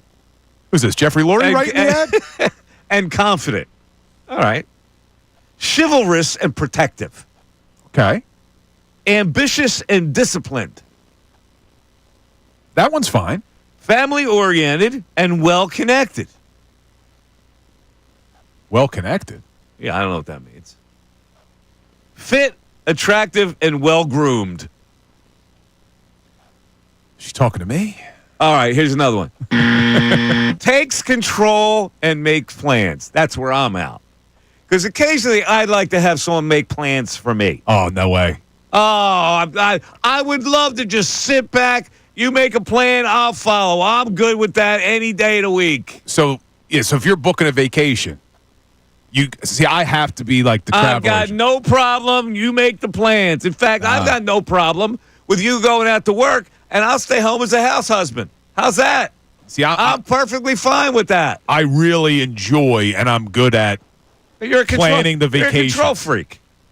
All right? Keeps his word and values trust. All right, we're okay now with that. Supports my goals and lifestyle. All right, supports your goals is fine. Your lifestyle, again, sounds a little superficial. Like, sounds like there's a little too much. She needs to make money and give it to me. All right, fun, outgoing, and socially respected. That's a fine one. I'm neither fun, outgoing, socially respected. All right. Prefers privacy over social media validation. Nice. That's a good one. That is a good one. I like that one. Loves traveling and fine dining. Again, the fine dining. But I understand. I like going to nice restaurants on vacation. Okay. Sexually disciplined and loyal. I don't know what sexually disciplined I guess that means that you don't cheat. It means regular. Sexually disciplined means regular. No wondering eye. Give it regular. I'm not sure, but I would assume it just means that you're not gonna cheat. You're not gonna stray. Handles pregnancy prevention. That's one of the non-negotiables. One of the non-negotiables for this woman. What does that mean? That's like talking. I don't know. No, and she has in parentheses, no hormones for me. I don't get it. I don't understand that either. And finally, makes life easier for me in parentheses, maid, chef, etc. Oh, man. How about this? Once you get home from making $300K, you're doing everything as well. Hey, how about this one? Hire a maid, a chef. I ain't going in that kitchen. Wait, where was this? This was posted online? Yes. It was posted online. I'm trying to find it. Do they have a picture? She says she had a checklist, right? Do we know anything about the woman? Let me just see. So the $300,000 salary puts you out. All right, woman has gone viral for a man she matched with on Hinge, sharing her eyebrow-raising demands. Her shocked suitor took to Reddit to share a screenshot of their conversation. So he asked the woman, I read your profile. Tell me about the checklist. And she said, you want to see it? And he said, of course I do. So she published it. Oh, and then okay. And it's non-negotiable. Non-negotiable.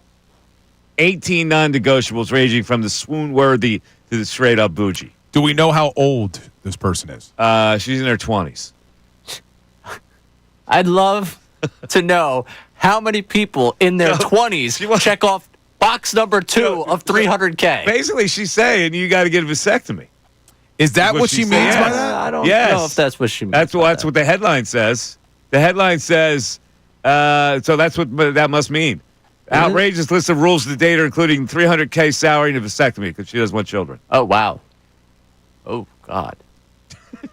Oh. Well, there you go. So maybe if she listen, I guarantee you that if she's had enough, many men will go, "Oh, I agree to all those," right? Oh, you're right. The headline says vasectomy. Yeah. I just found the article. I'm looking at it now. There you go. Man. All right. Back to the Sixers. We're out. That's what I got from this. Stay or go, Ray. Go. I would say no. All right. Let's see. Back to the Sixers. Now we were at Tyrese Maxey. Kelly Oubre. Gone.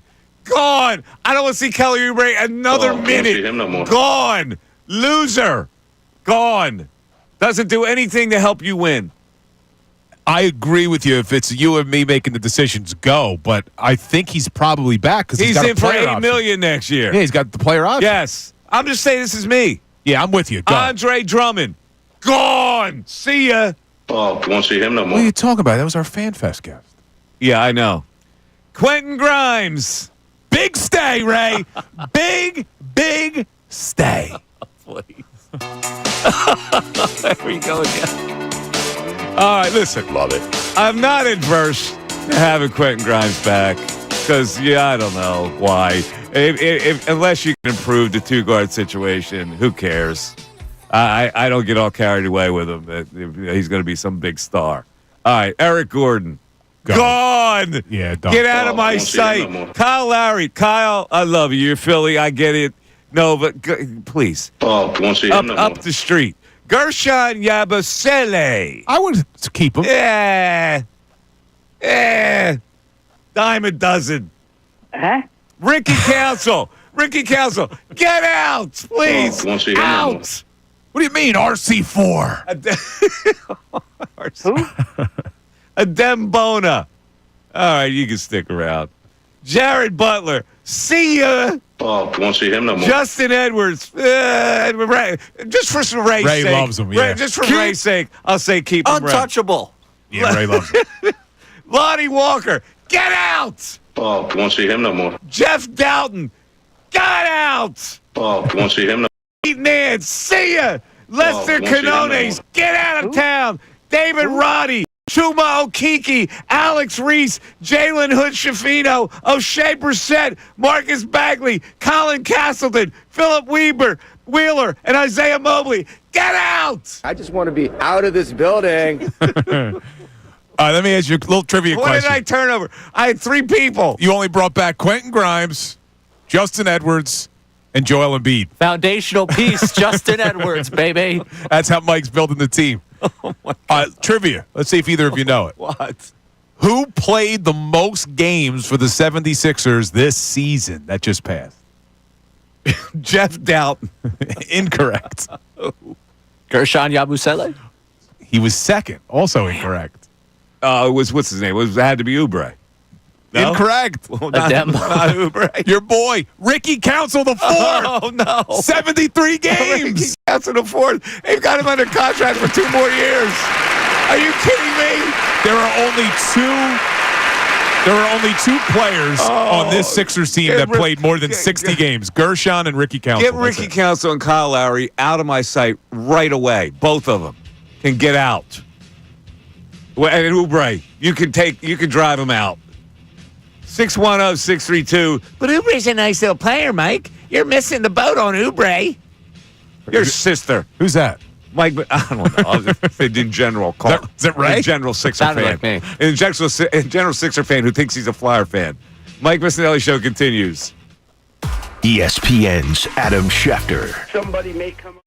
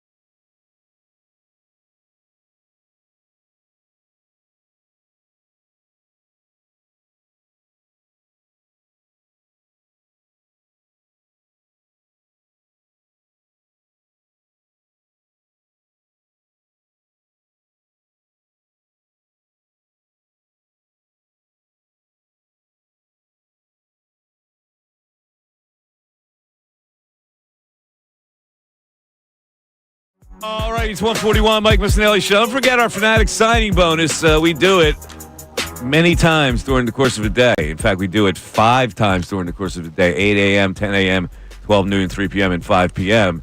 It is sponsored by Live Casino in Philadelphia. It's your chance to win $1,000. Each time we do it, we announce a keyword. You have 25 minutes.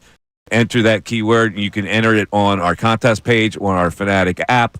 Contest page is on our website, 975thefanatic.com. Or the easiest way to do it is to text it to the special short code 45911. So you hear it 2 more times during the course of the day. One winner gets $1,000. We also have a couple deals of the week going on right now, Ray and Bill. This is for Ray.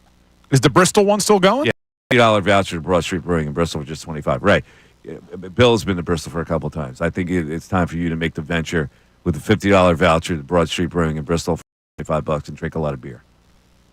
I could do that. All right, Broad Street Brewing. Could be a nice first date. Yeah. Pull out the Fanatic Deal of the Week voucher and say, "Oh, I work there," and take her through the lovely town of Bristol. I'll be honest. I very much struggle with going to Manayunk for a first date. So hold on, Mike's being a little sarcastic. What is that downtown street? Mill Street. Mill Street, dude. That's a nice little trendy street. Restaurants, spots. I mean, it's a cool little spot. And that leads right to the river. Leads right to the river. Curve. You got the wharf right there. The King George Inn that I went to with the wife, thanks to Mikey Miss. The Bristol Playhouse, which used to be the adult theater. That's been cleaned up. Everybody in town tried to get rid of for like 35 years and finally did. We like Bristol. I like walking that Mill Street. You know, I saw there used to be a regular theater before it was the. We used to have our own little movie theater, right? And then it turned into an adult. It turned into the adult film because the guy wasn't making any money. We used to show horror films there. I saw the Crawling Hand and the Slime People, a double feature one afternoon. You got to check it out. You Google those two. Crawling Hand was about an astronaut. I bet it was in space, and they had to. My dad, I guarantee you, saw all. Well, anyway, they had to blow up the space capsule because there were problems. And he's going, push. He didn't have any oxygen. Wow, look at these graphics. Push the red, meaning that was the destruction. So they finally pushed it, and they blew up the thing, right?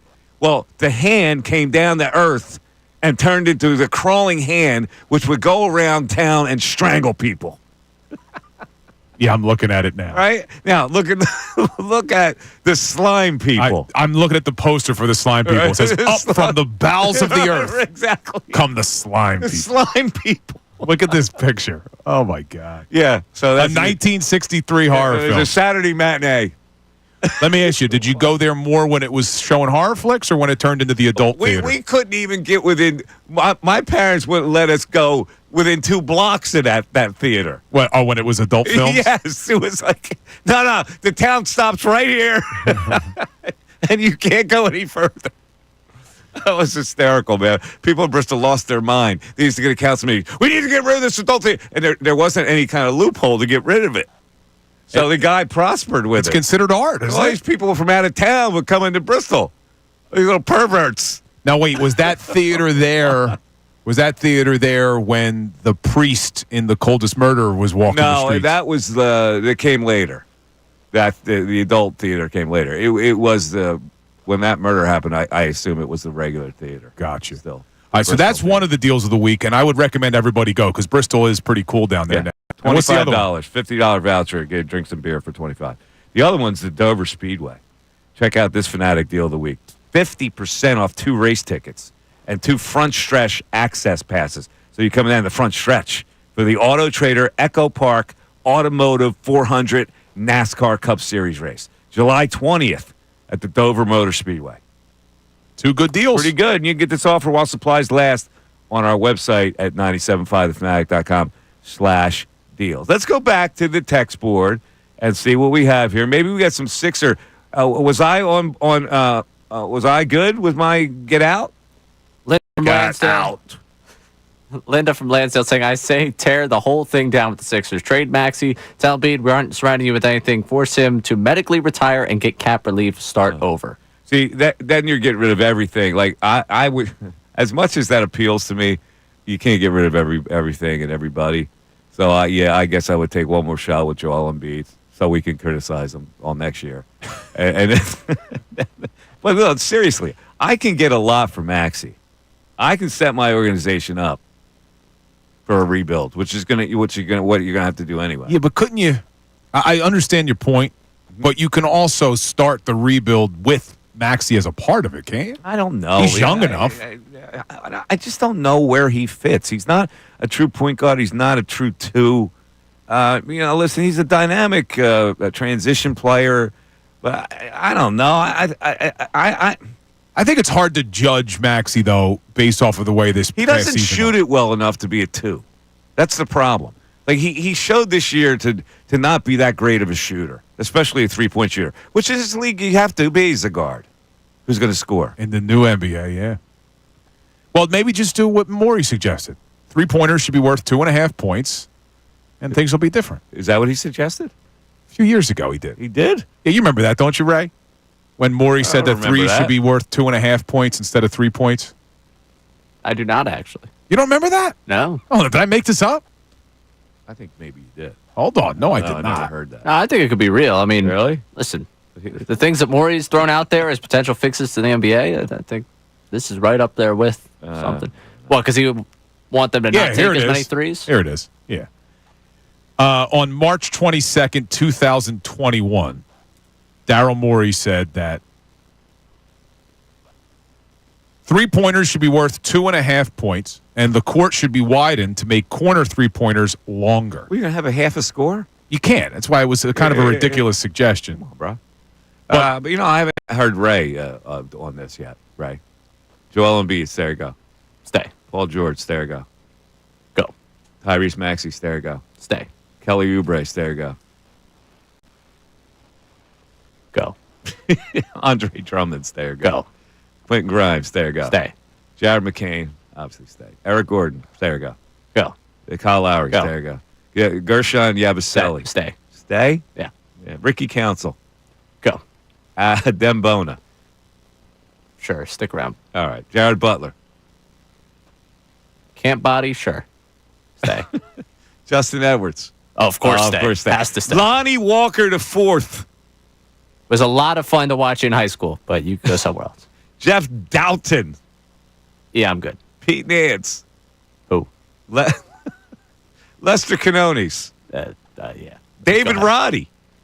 Goodbye. Chuma Okeke. Goodbye. Alec Reese.